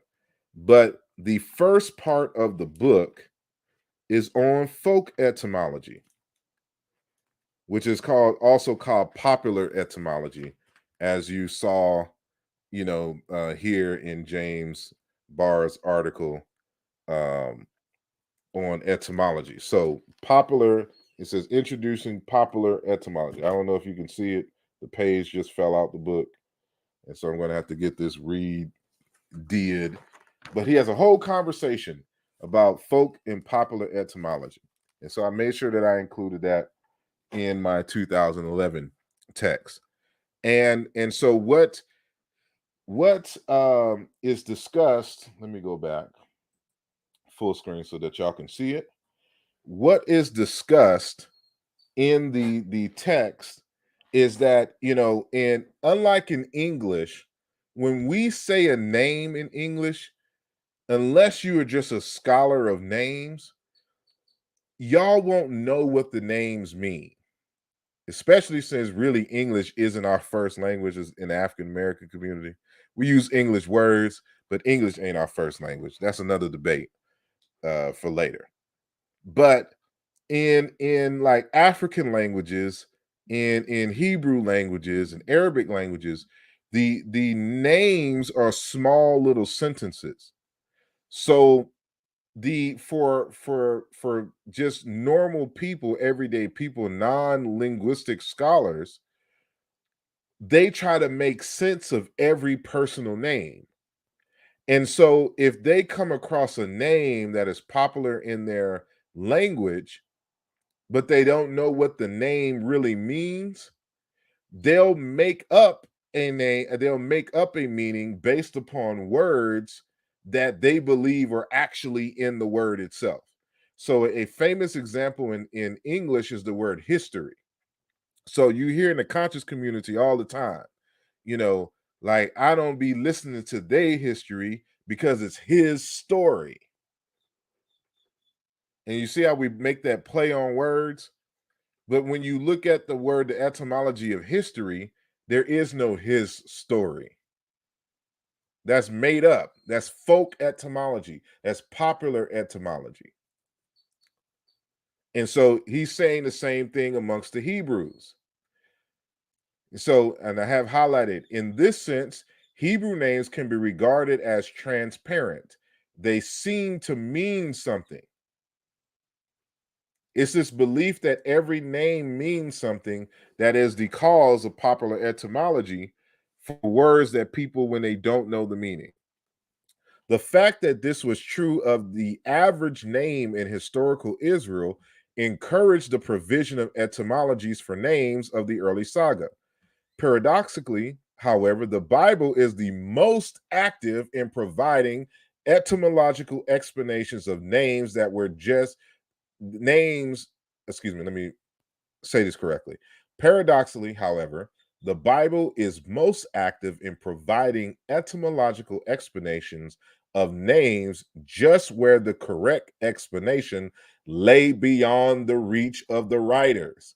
Because the names were in fact foreign or were received by tradition from earlier cultures or belonged to types which in historical times were no longer productive, or indeed just because the purpose of the etymology was not so much to explain the name in itself as to link it with some legendary feature already present in the narrative tradition, as is the case with the familiar explanation of the name Moses.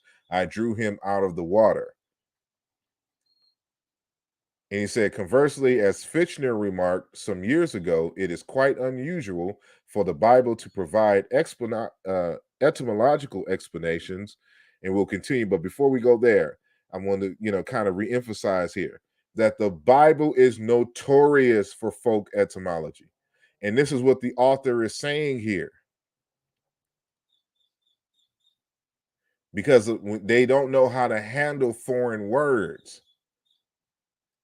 And so when you hear the whole story of Moses, that is just made up because Moses isn't a Hebrew word, but you find a Hebrew etymology, which makes no sense of why a woman who is an Egyptian speaking Egyptian language would look at a child and be like, oh, that's a Hebrew child.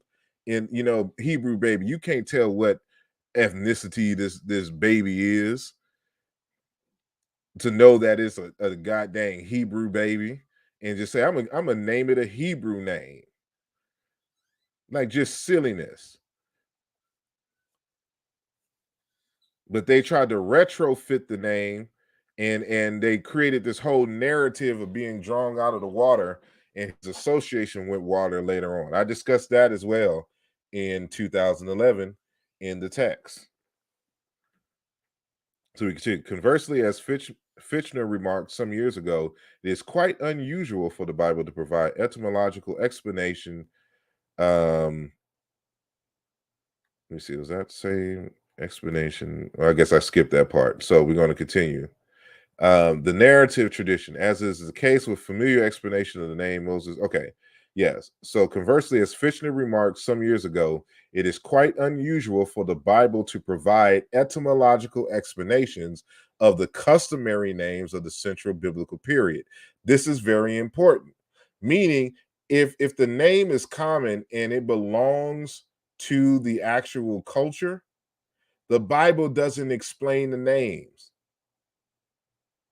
because they're speaking to a Jewish audience who all speak Hebrew. But they understand that some words and some names don't fit the Hebrew paradigm. So they try to make an etymology. And so that's why I said it's quite unusual for the Bible to provide etymological explanations of the customary names of the central biblical period. That's why when you see, for example, them trying to explain the name Moses or even trying to explain the name Yahweh, you know that these are loan words into the language. Ned or Neb.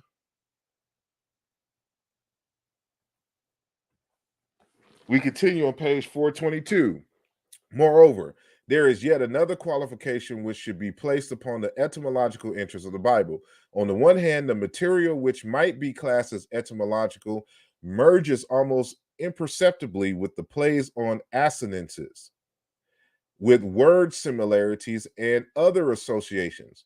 So we're seeing that because words sound similar, that there's going to be this kind of synthesis in conceptualizations.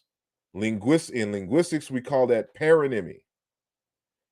And the Egyptians did this with like all old school groups do this. You can go to the Yoruba, the Akan, the Amazulu. It doesn't matter. Everyone does this in a pre-linguistics, period. So they can't go to there was no internet then that they can go to etymonline.com or purchase a book on etymology and get an explanation for words. But because words sounded the same, they would merge these concepts together. So for example, the double use of shakah at Psalms, what is this, 137 and 5, is a poetic exploitation of homonymy, the use of similar words in Isaiah verse 7, mishpat, mishpah, for example, and then tzedakah and sihaka, is a poetic exploitation of assonances and word similarities.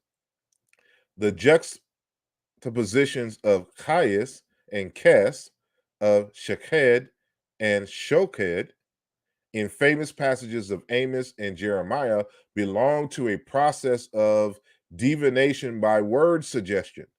None of these are what we would by any stretch of the sense of the term designate as etymology, but they represent the mental milieu in which the ancient biblical etymology existed. This is going to be very important for the conversation because this is no different than the Egyptians. This is no different than the Bakongo people. This is no different than the Yoruba. All the ancient groups did this. That's why you have deities with so many characteristics and so many contradicting stories about themselves, because the characteristics of the deities are based upon the similarities in the pronunciation of words that they synthesize and anthropomorphize into these deities. And Yahweh is no different. And no one at the time would have thought of drawing a distinction between etymology and this group of uses of languages. Etymology was no more explicit, no more disciplined, no more clear in the scope and purpose than were these various poetic and literary techniques. Biblical etymology, then, is of no more than a special case of literary use of linguistic associations. That is so may be confirmed by the observation that many of the biblical etymologies of names are pretty obviously wrong. Ned or Neb, Google ship, Johnny come lately to the conversation, Zion lying Lex. If you were studying, see the difference between you and I, both of you, is that I have a serious zeal for the study of ancient languages, cultures, and religions. That has been my life's work. Now, I'll take the exception with Brother Zion Lex because he's in the tradition. So, of course, he would have that same zeal to want to study the the Hebrew tradition and learn the language and the script and things of that nature. I'm just letting you know I've been doing it longer than you. And then when it comes to Ned or Neb, you are a Johnny come lately to this entire conversation. And so you just Johnny come pick citations that appear to be arguing against what you think that I'm saying, because you just have a hatred for me that anytime I open my mouth, you got to do a damn video misrepresenting arguments, don't know the subject matter, doing bad linguistics, the whole nine. But I don't say that I don't respond to y'all because y'all are a waste of my time.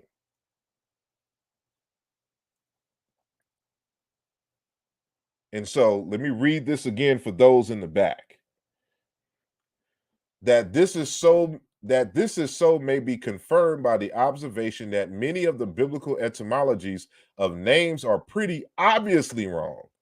And I do not mean wrong by our modern criteria of historical linguistics, but wrong as analysis of words and roots by the criteria which were implicit in the language structure itself, and which we may with good reason suppose must have been natural and indigenous at the time. To interpret the name Noah, and I can skip all of this. The main point has been made. It's just wrong. Not only by our modern standards, but even by the structures which they understood their very language. They knew Yahweh was not a damn Hebrew word. It's not even a Semitic word. But let's continue. To sum up this point, it's page 423. The etymology, so-called, of the men of the Bible is more a kind of poetry, a kind of conceit, even a kind of humor, than something comparable with what we today call linguistic study. The appreciation of it may accordingly belong rather to literary criticism than to philology or linguistics. It's poetry, it's play on words, it's folk etymology. It is therefore entirely proper that we should take an interest in the etymological interests of the men of the Bible and of post-biblical exegesis, both Jewish and Christian, of their writings. But this can be no more than a historical question. We may rightly ask ourselves, what were the etymological associations which they, in their time, might have seen in this word or that? And for this question, the evidence will have to be found in the world of ancient etymology. But it would be entirely unhistorical and anachronistic to suppose that any amount of ancient etymology would serve as justification for the application to biblical words of etymological information, which we, working from our completely different historical linguistic perspective, might detect. So I keep this in mind when I'm doing my analysis of ancient Egyptian concepts in regards to religion and deities.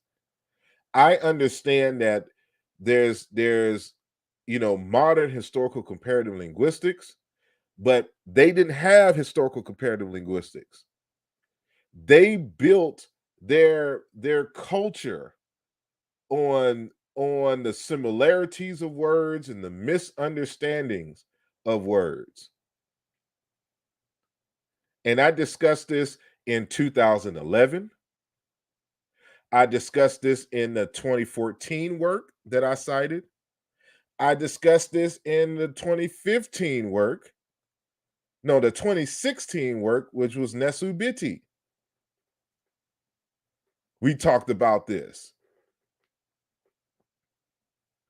And so, as I stated at the beginning, I've mastered this art of detecting folk etymology, but understanding how folk etymology and paronymy has a very vital role in the development of culture and theology and thought in the ancient world, in the indigenous world, in the bush, around the world. So this is part of the psychology, anthropology aspect of doing historical comparative linguistics. So, I made this citation earlier, but this is the author here, Robert H. Pfeiffer, Religion in the Old Testament, right? Who makes a statement: the name Yahweh in the Semitic language spoken by the Kenites must have had a meaning and thus characterize the deity. If we could discover the meaning, we would have a good idea of the original character of this God. But the efforts of modern scholars who have suggested numerous etymologies, just because you find something, Google scholarship, net or neb, to try to make an argument against me, know the field.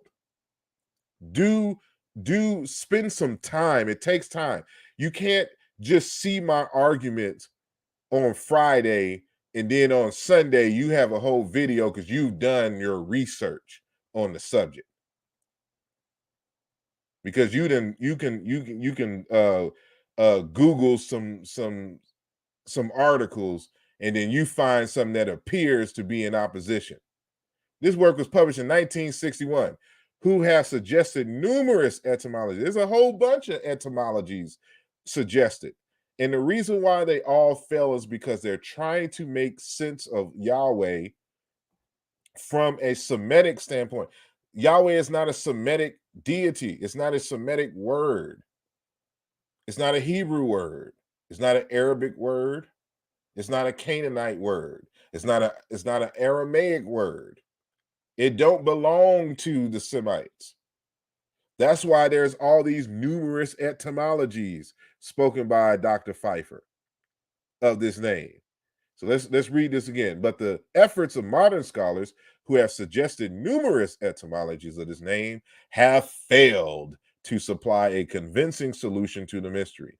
The word belongs to a lost language, nor does Exodus 3 and 14 supply a clue to the meaning. None of the sources of the Pentateuch had the slightest inkling of what Yahweh meant originally. That's why it's laughable that y'all try to go to Exodus 3 and 14 as if that explains folk etymology. And so we here's Dr. Ernest Klein. You see him on the right, and he's written a book called A Comprehensive Etymological Dictionary of the Hebrew Language for readers of English. See, when you've been doing this work for a long time, you come across source material. It's not an issue of you just uh Googling one day, or doing a half-ass tour around the Met instead of spending some time in the Met library, Zion Lex, that you would understand these arguments and what I was saying in the actual lectures, both on my channel and Sonnetter. And so the text here on page 258, it has the tetragrammaton. It's this I found an online. I have a physical copy of this book, but the is kind of messed up over here in terms of the Hebrew. But it says, the Yahweh, the proper name of God in the Bible, tetragrammaton.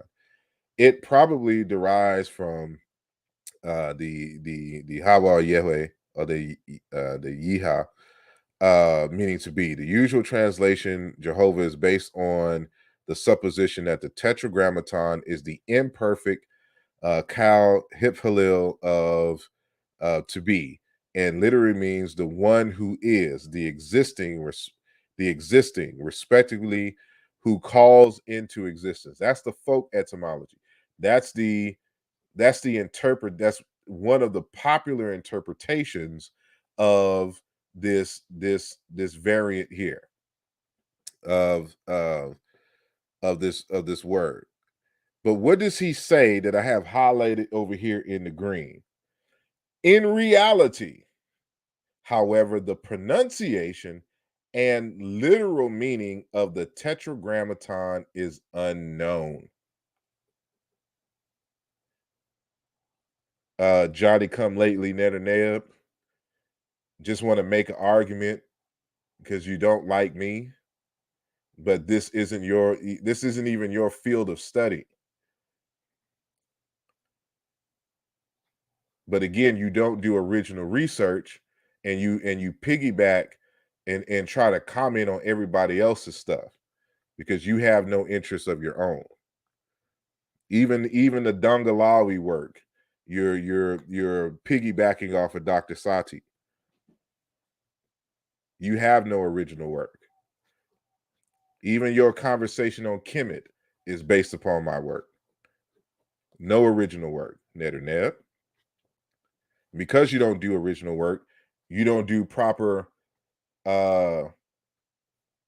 literature review. And so even from the etymological dictionary of the Hebrew language, in reality, however, the pronunciation and literal meaning of the tetragrammaton is unknown. They don't know what it means because it's a loan word into the language.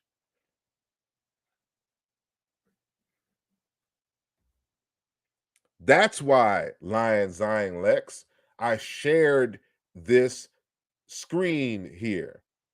So this is the text Yahweh before Israel, Glimpses of History in a Divine Name by Dr. Daniel E. Fleming.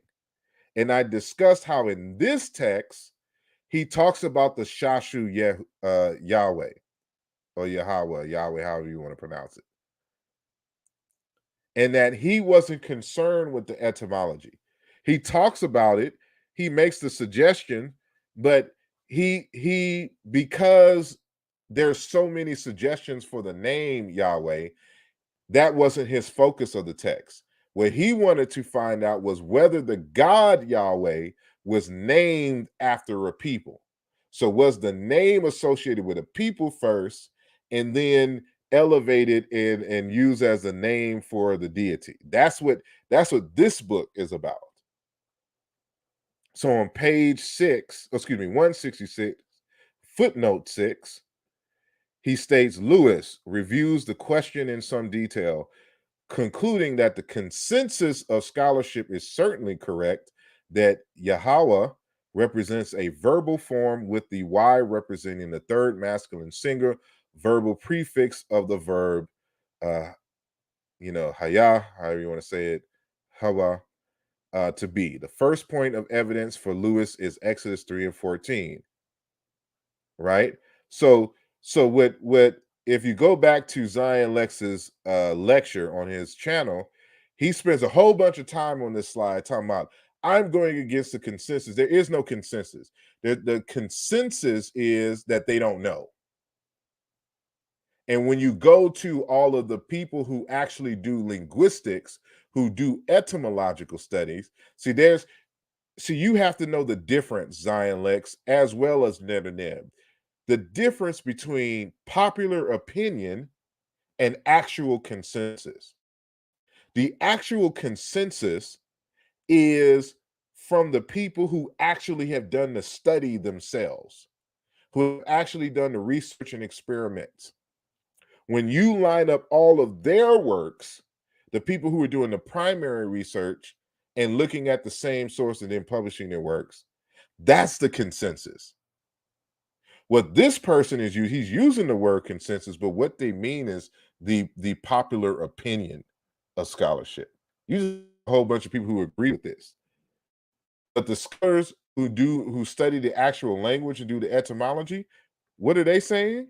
In reality, however, the pronunciation and literal meaning of the tetragrammaton is unknown. They don't know because it's a loan word, and they don't know what language the known word. That's why for Robert H. Pfeiffer, he made the statement, the word belongs to a lost language. This is why I said, let me look into ancient Egypt, because I know the history of ancient Egypt. And I know for a fact that even in proto-dynastic times, the Egyptians, just as there was a number of people in the Levant who came and settled in the Delta, there were also a large number of Egyptians who came and settled in the Levant and created colonies. I discussed that, Zion Lex, the person who don't do any kind of literature review. I discussed that and have a whole chapter on it. It's the last chapter in my book, Alluja Volume 2, that came out in 2020, 2 years ago. This is how you get all these loan words into Semitic, including Allah, El. That's another discussion for another time. So you got to understand the difference between popular opinion versus actual consensus. And so if the etymology was so ironclad, this and another thing you have to add to this is where the critical thinking comes in. You have to be able to critically think and put two and two together when you're doing scholarship.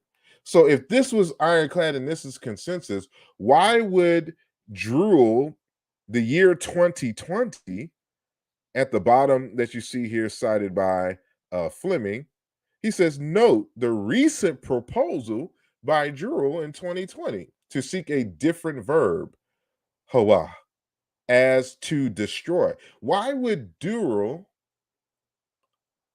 be even concerned with finding a different etymology of the word if the consensus, if this was solid that Yahweh came from a root meaning to be? Why is Druel or Dural 2020 still engaged in this conversation? Because they don't know. And we got to go back. He says, we're going back to Robert H. Pfeiffer. But the efforts of modern scholars, this is 1961, the efforts of modern scholars who have suggested numerous etymologies of this name have failed to supply a convincing solution to the mystery. Numerous etymologies. So even since 1961, we know it's earlier even than that, but since 1961, they have been providing different etymologies. So it's no surprise that in 2020, Dural has provided a different etymology. And then asarimhotep in 2022 is providing a different etymology because the case is not closed. And you would know that if this was your actual area of interest, instead of just trying to hurry up and get a got you and look and just hurry up and make a video because you have people in the conscious community crying in the Hebrew community. Asarimhotep is saying that Yahweh is a storm god and a volcano god. Get him, Zion Lex. You are a hero.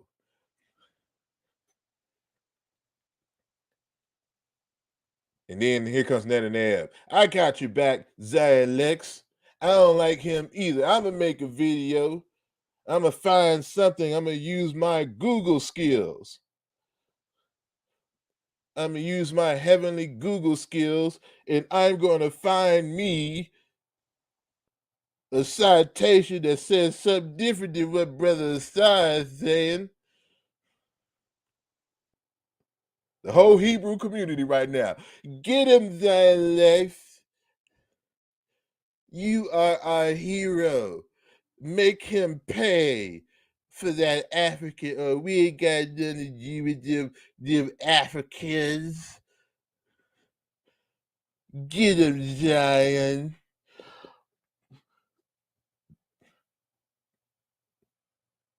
Y'all some interesting people, I swear.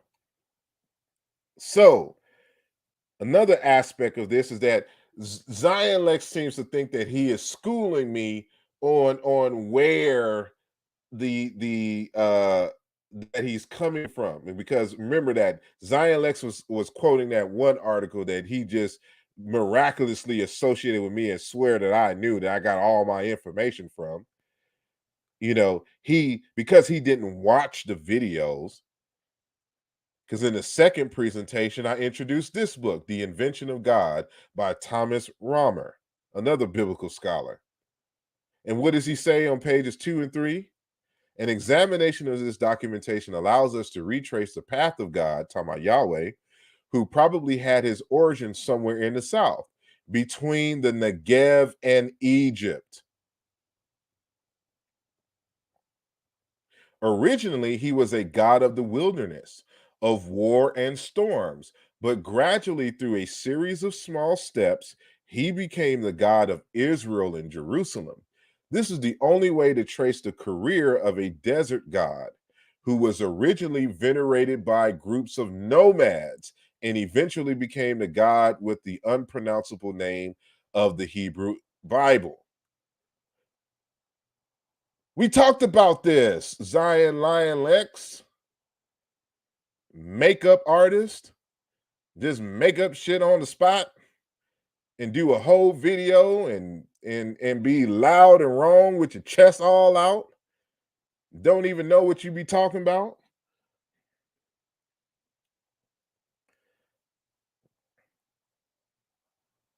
Do you honestly think that you're schooling me on this subject regarding that there were multiple groups who venerated Yahweh? I told you at the beginning of Sonnetter's program that I did 2 presentations on this. What you should have done, Zion Lex, was instead of basing your conversation off of my Sonnetter conversation, was to go back to my channel and view the original uh videos. But then you probably wouldn't even comprehended this slide and still made up what you made up. Because your imagination just needs to just do something because you're just bored at the house. Because you have nothing else to do in life. And so page 34. So the tetragrammaton might be connected to the Southern Semitic. Here we've seen that mentioned in another text, but this is the same text, which has 3 possible meanings: to desire, to fall, and to blow. The 2 meanings, desire and fall, are found in biblical Hebrew, but blow is not documented. It is conceivable that the reason for this is precisely a desire to avoid a form that would be too close to the divine name. As the great biblical scholar Julius Wellhausen noted, as early as the end of the 19th century, the meaning blow would be especially appropriate for a storm god in German, and then he flies through the air, he blows. Given our current state of knowledge, this explanation is probably the most satisfactory, even though it is not totally without difficulties. Yahweh then would be he who blows, he who brings the wind, a god of storms, who might also have certain characteristics of a warrior and a desert god. This would accord rather well, as we shall see, with the primitive functions of Yahweh. I had this discussion already, Zion Lex. And because you don't know how to do proper literature review and critique of the literature review, you just start making up lies and making up arguments to argue against and don't know what you're talking about. And so this is why I showed this slide and showing you that all these concepts agree with words that sound alike in the Egyptian language. The Egyptian language is the only language that explains all of the characteristics of Yahweh as a result of paronymy and the synthesis of word associations that sound similarly, as we read from Dr. Barr, that even the Hebrews do in their time. As I said, every ancient culture did this. And because Yahweh is not a Semitic word, it is not a Semitic deity, you have to look elsewhere. But of course, for a lot of people who are Judaic in their orientation, they can't conceive of their deity coming from those quote unquote pagans in Africa. Because the whole entire Judaism and Hebrew Israelite community and Christianity are all anti-African. They are anti-intellectual, anti-science. the entire text. And so y'all don't even look in Africa's direction. And so you see this word who yet, blow, and impact, injury. It ain't in Hebrew, but it's in Egyptian, along with who yet, flood, rain, all of these characteristics associated with Set over here. And we have this Yahweh, a name of Seth and Opothis. Then you have the same version to darken the sky, of storms, of stars, I mean. But this is a lightning bolt coming out of the sky. So this has to deal with storms, which is why the storms are associated with Seth, because one of his titles has to deal with anger and all. And we'll get into that. And this crocodile here is going to become very important. And so we do this not only verbally, but we do this visually as well in ancient Egypt. So when you see Ma'at and you see the feather and her arms spread out and the wings, that's because there are different words in the Egyptian language that sound alike, which they combine in the iconography. So we do this visually as well. And so, as I stated, that the concept, remember my book title, African Fire Philosophy, Ogun, and the meaning of Kemet. And I talk about this, the whole point of the fire philosophy aspect is that when I was doing my research in the mid 2000s, I started noticing the relationship between fire and certain religious paradigms and deities.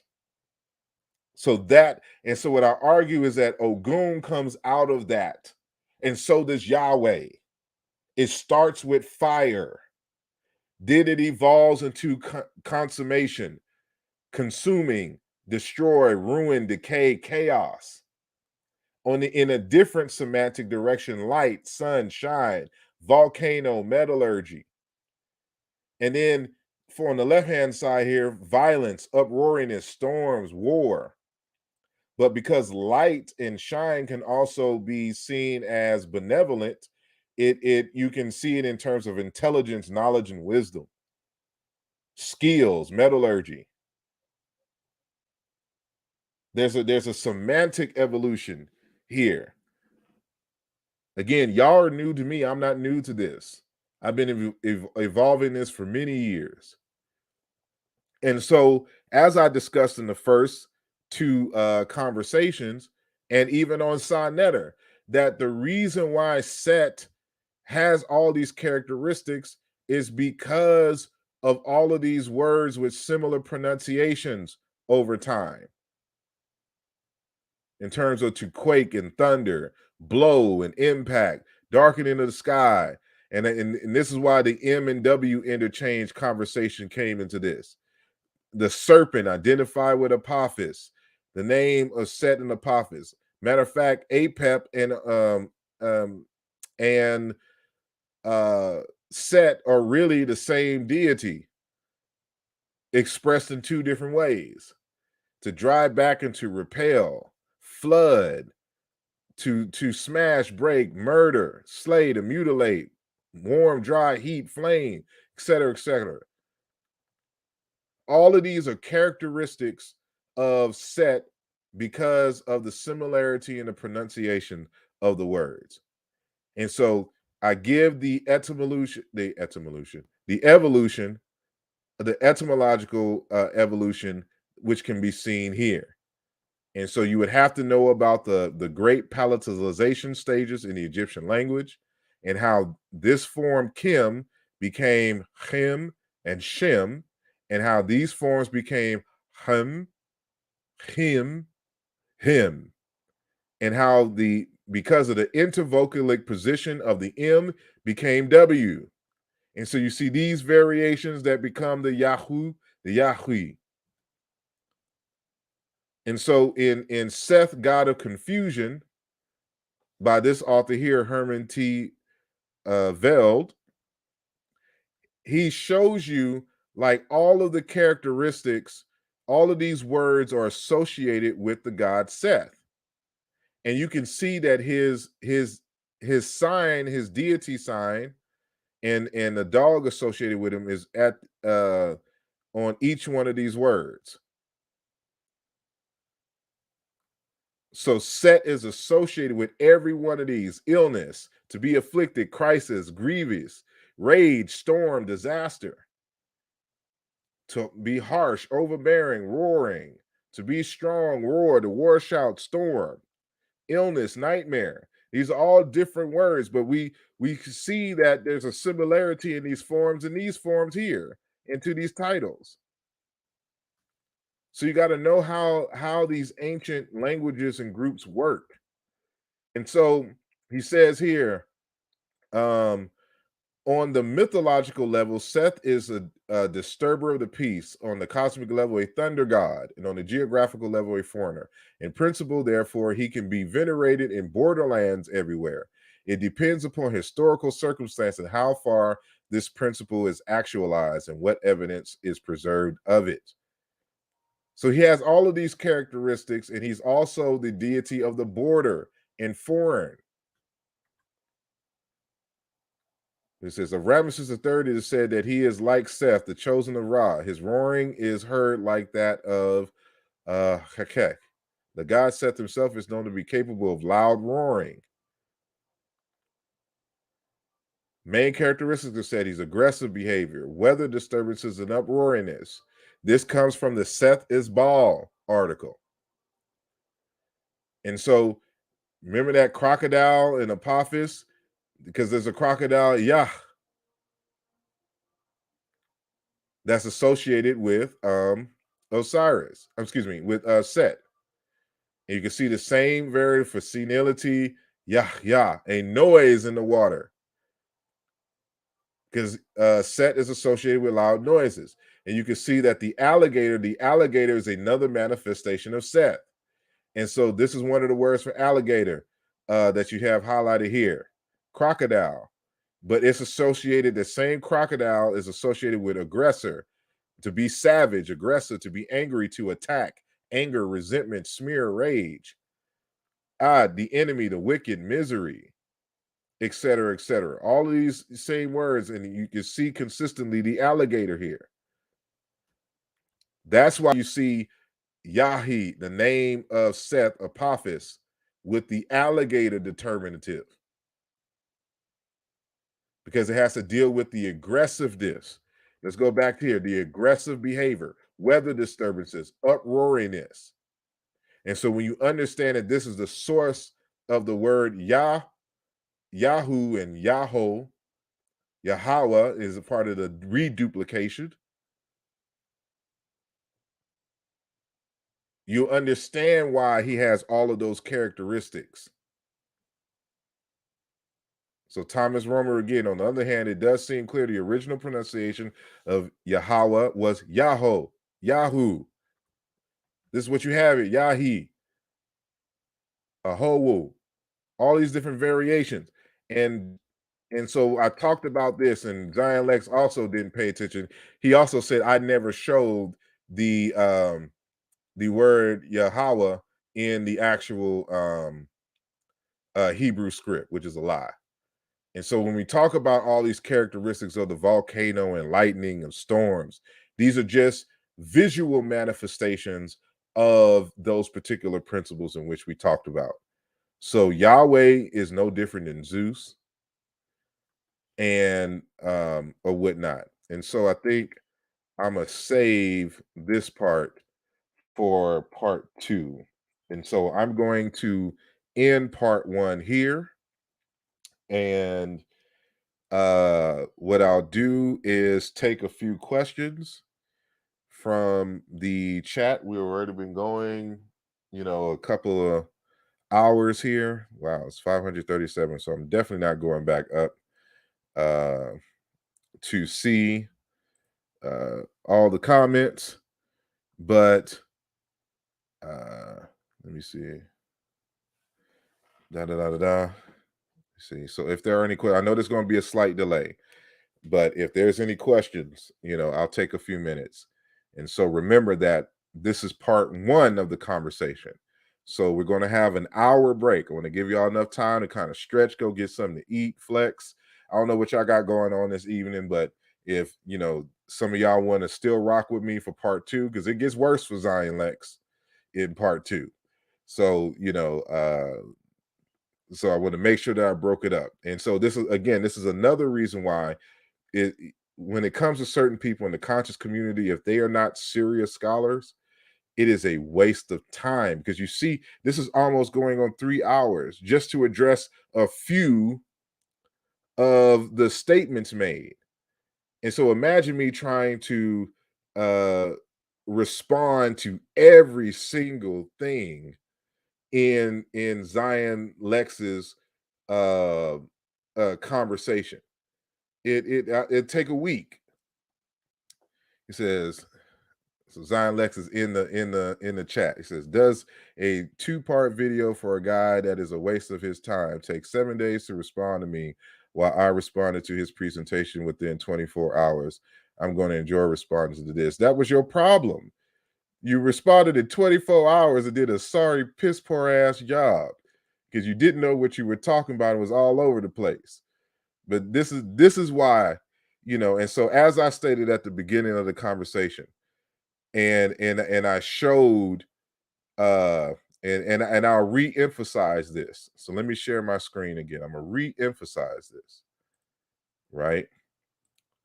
And this is where you got to go with people like Zion Lex. So remember the words of Dr. Modupe Odioye. Let me switch that up to, how do you do it? Okay, there we go.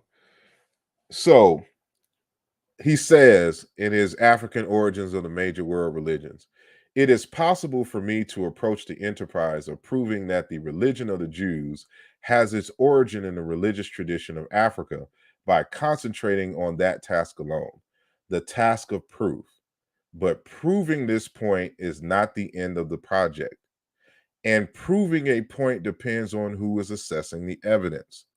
You can never prove any point to the satisfaction of a skeptic. Once, therefore, one is satisfied that one has carried one's investigation to the point of satisfying oneself of the adequacy of the evidence, one must leave skeptics at the point beyond which they are unable to go and proceed with one's larger enterprise.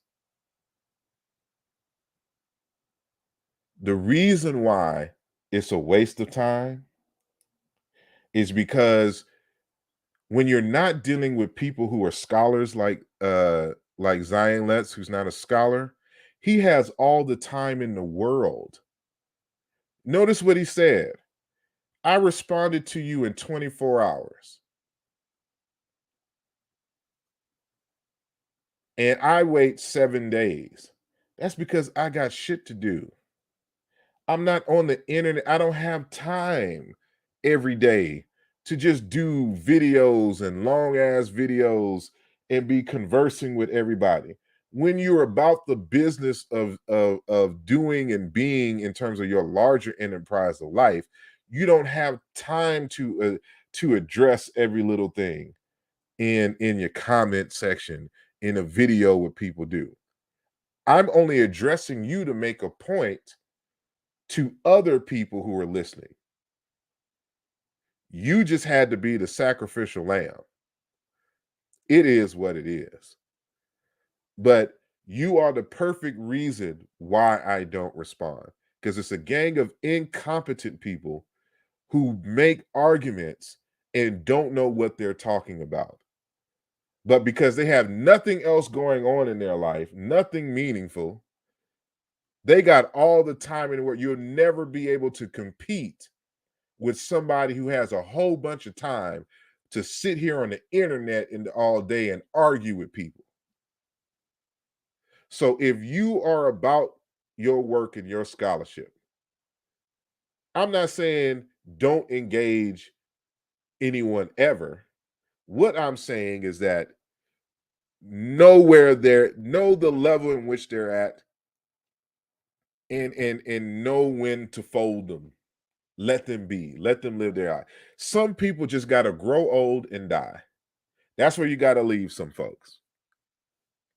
Wish them well in long life and die, because there's just nothing else that you can do with them in these arenas.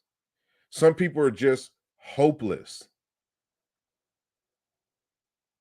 So, if you just want to debate and get your skills up and see where you're at and you want to engage with these folks, fine. But, after what is this, 20, 25, 27 years of doing this, I'm at a level that I don't have to respond to everybody. Not everybody is worth my time. And Zion Lex isn't worth my time. But I'm about teaching. And this is part of the process. So those of you who are coming into this knowledge, understand how to critique the critiques and to know what to look for when you're developing and evaluating the information. Always be able to vet the background in terms of the interest, in terms of their time of study on the subject, what they're actually saying, what are the quality in terms of the resources that they're using, to know the difference between somebody's opinion and a critical analysis of primary documentation.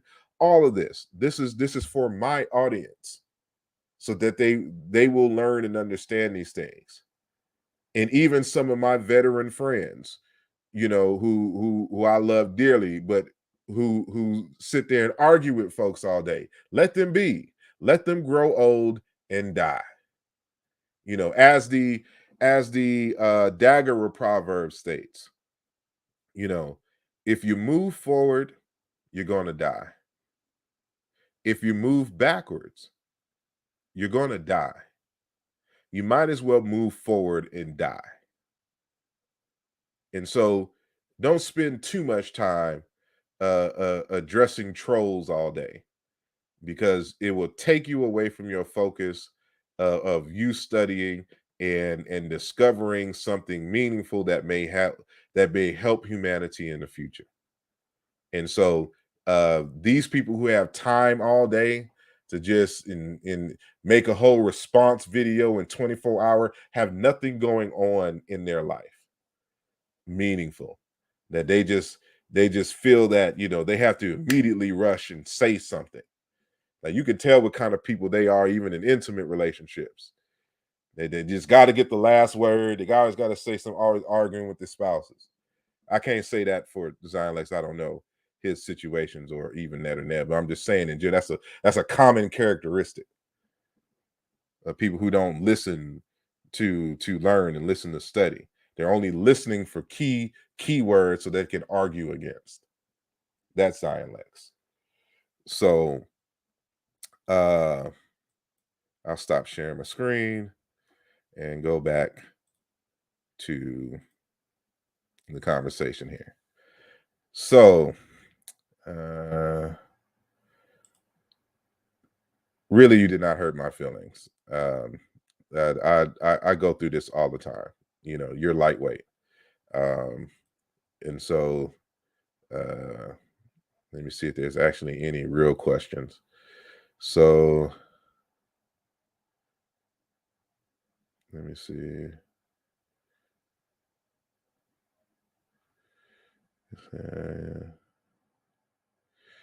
Nobody's listening.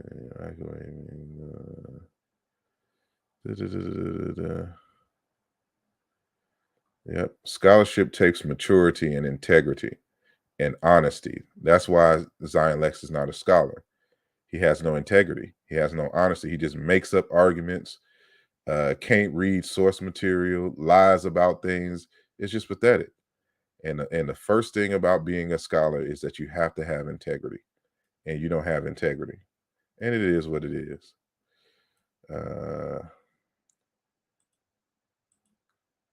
Are Yahweh and El different deities? There's really two ways that you can answer that.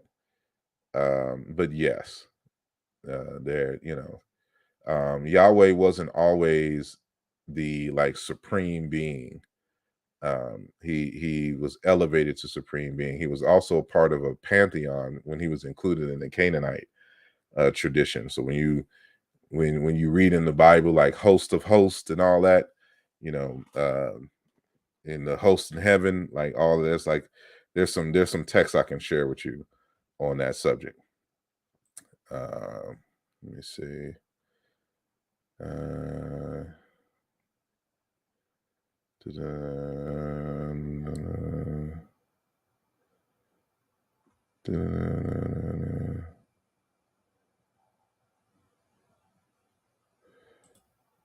Yeah, he says, yeah, we all seen it. So he first want to talk about emotions. Like he's one of the most emotional people ever. Like, and that's another thing that you have to be cognizant of when you're dealing with this conscious community, because you have a lot of people who either been or claim to been in a street life, and at some point in their life they've changed their life, but they still have these old habits and tendencies. And one thing that I found over the years is that most so-called street people are very sensitive and very emotional. And when they come into these spaces where their ideas are challenged, and they come from an environment, and all of us live in an environment in terms of the hood, but some people have taken on the stereotypes. And so when they get challenged, their first reaction is to get emotional and enraged and want to fight. You see that a lot in the conscious community. And because they can't handle somebody disagreeing with a scholastic thing. And we all saw that go down when Zion Lex was in Jabari's house and got real emotional and all that kind of stuff. That's typical. And so he's saying that the response is going to be epic. It sure is. I'm not going to respond. You can have the last word. After I do what I do today, I'm moving on to something else. And so you will be a memory again. So it is what it is. And so I think I'm going to end here. And again, make sure that you come back for part 2. The link for part 2 is in the description, and the time is going to be 8 p.m. So that's going to be like an hour and 15 minutes from now. So y'all can go get you something to eat and something to drink and use the bathroom, take a shower if you need to. Whatever you do is whatever you do. But I will be back for part 2. And if you would like to join me, and I sure hope that you would join me, we will continue this conversation. And so the subject is how to critique the critique, the conscious community edition. And this upcoming one will be part 2. So in the meantime, I'll leave you with this trailer. Y'all be easy. Peace. You see, I have a lot of things that's on my mind, and I would like to let them out. Look, I see reality breaking down all my fantasies. It would be nice if I at least had one fantasy. That neutrality about to take a terabyte from the American apple pie, better get a slice. It's kinda scary the way that this life is moving on. Marvin's doing backflips inside his grave, what's going on? We have head-on collisions, not seeing another's vision. Maybe that's the reason why some colors fit the description. Lot of relationships need life rafts, sinking ships. I guess you just can't have only one like potato potato chips.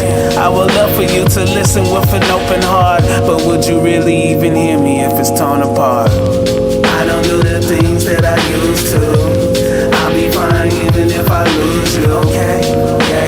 Yeah. Okay. Peace and blessings, family. My name is asarimhotep, and I am with the Martin Delaney Center for Egyptology, as well as the popular YouTube channel Mbongi. I am an Africologist and computer scientist out of Houston, Texas, and Philadelphia, Pennsylvania. And I have spent the last 20 years researching the connections between ancient Kemet, that is modern Egypt, and modern Bantu-speaking cultures of Central and Southern Africa. Throughout this 20-year journey, I've examined all the relevant literature in numerous languages, collected paleontological as well as archaeological data from across millennia. I have presented hypotheses and abandoned hypotheses, come to conclusions and abandoned conclusions, reviewed arguments for and against known hypotheses, and analyzed frameworks that sought to define and characterize the vast array of African experiences. After over 20 years of asking critical questions of history, of philosophy, religion, and culture, I have finally gotten to the point where I have complete and total faith in the results of our research. I say our research because I am one of among a number of scholars who have either laid the foundations in classical Africology or are continuing to expand and develop more robust research on this connection between ancient Egyptian and Bantu civilizations. After spending so much time behind the computer and in the libraries and in the museums for over 20 years, I believe it is time to go out and to touch the living artifacts and engage with the people involved in the research whose stories we have been telling all this time, which brings us to why we are here today.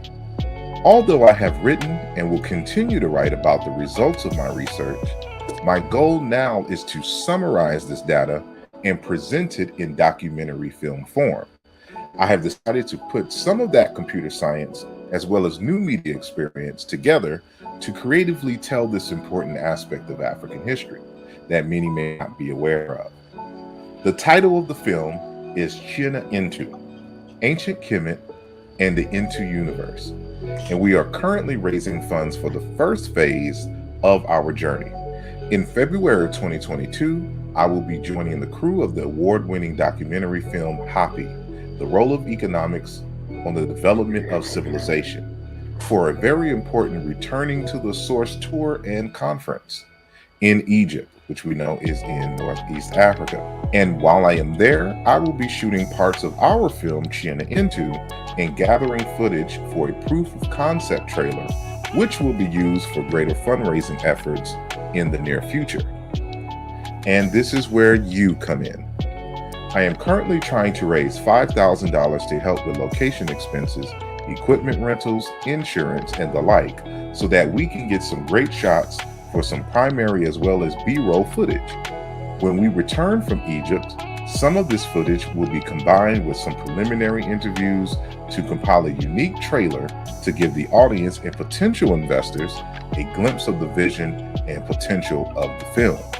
Our ultimate goal is to travel to places like the Democratic Republic of Congo, Zimbabwe, Uganda, and South Africa for the first film. And did I forget to mention that we intend for this to be a series of documentary films?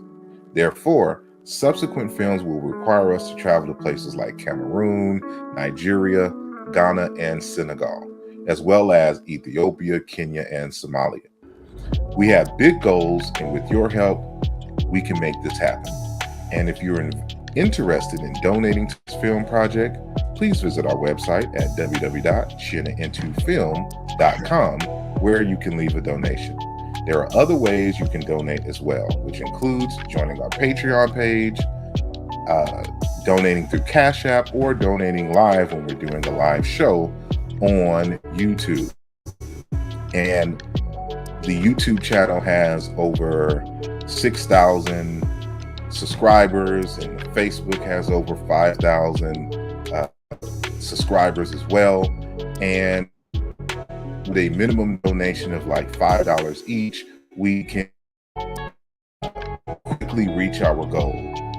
You can spread the word of our efforts by sharing this video with friends and colleagues, as well as liking it. We appreciate your help, and all donors will be given credit on the website as well as during the credit. Art generously for the film to the public. Hotep.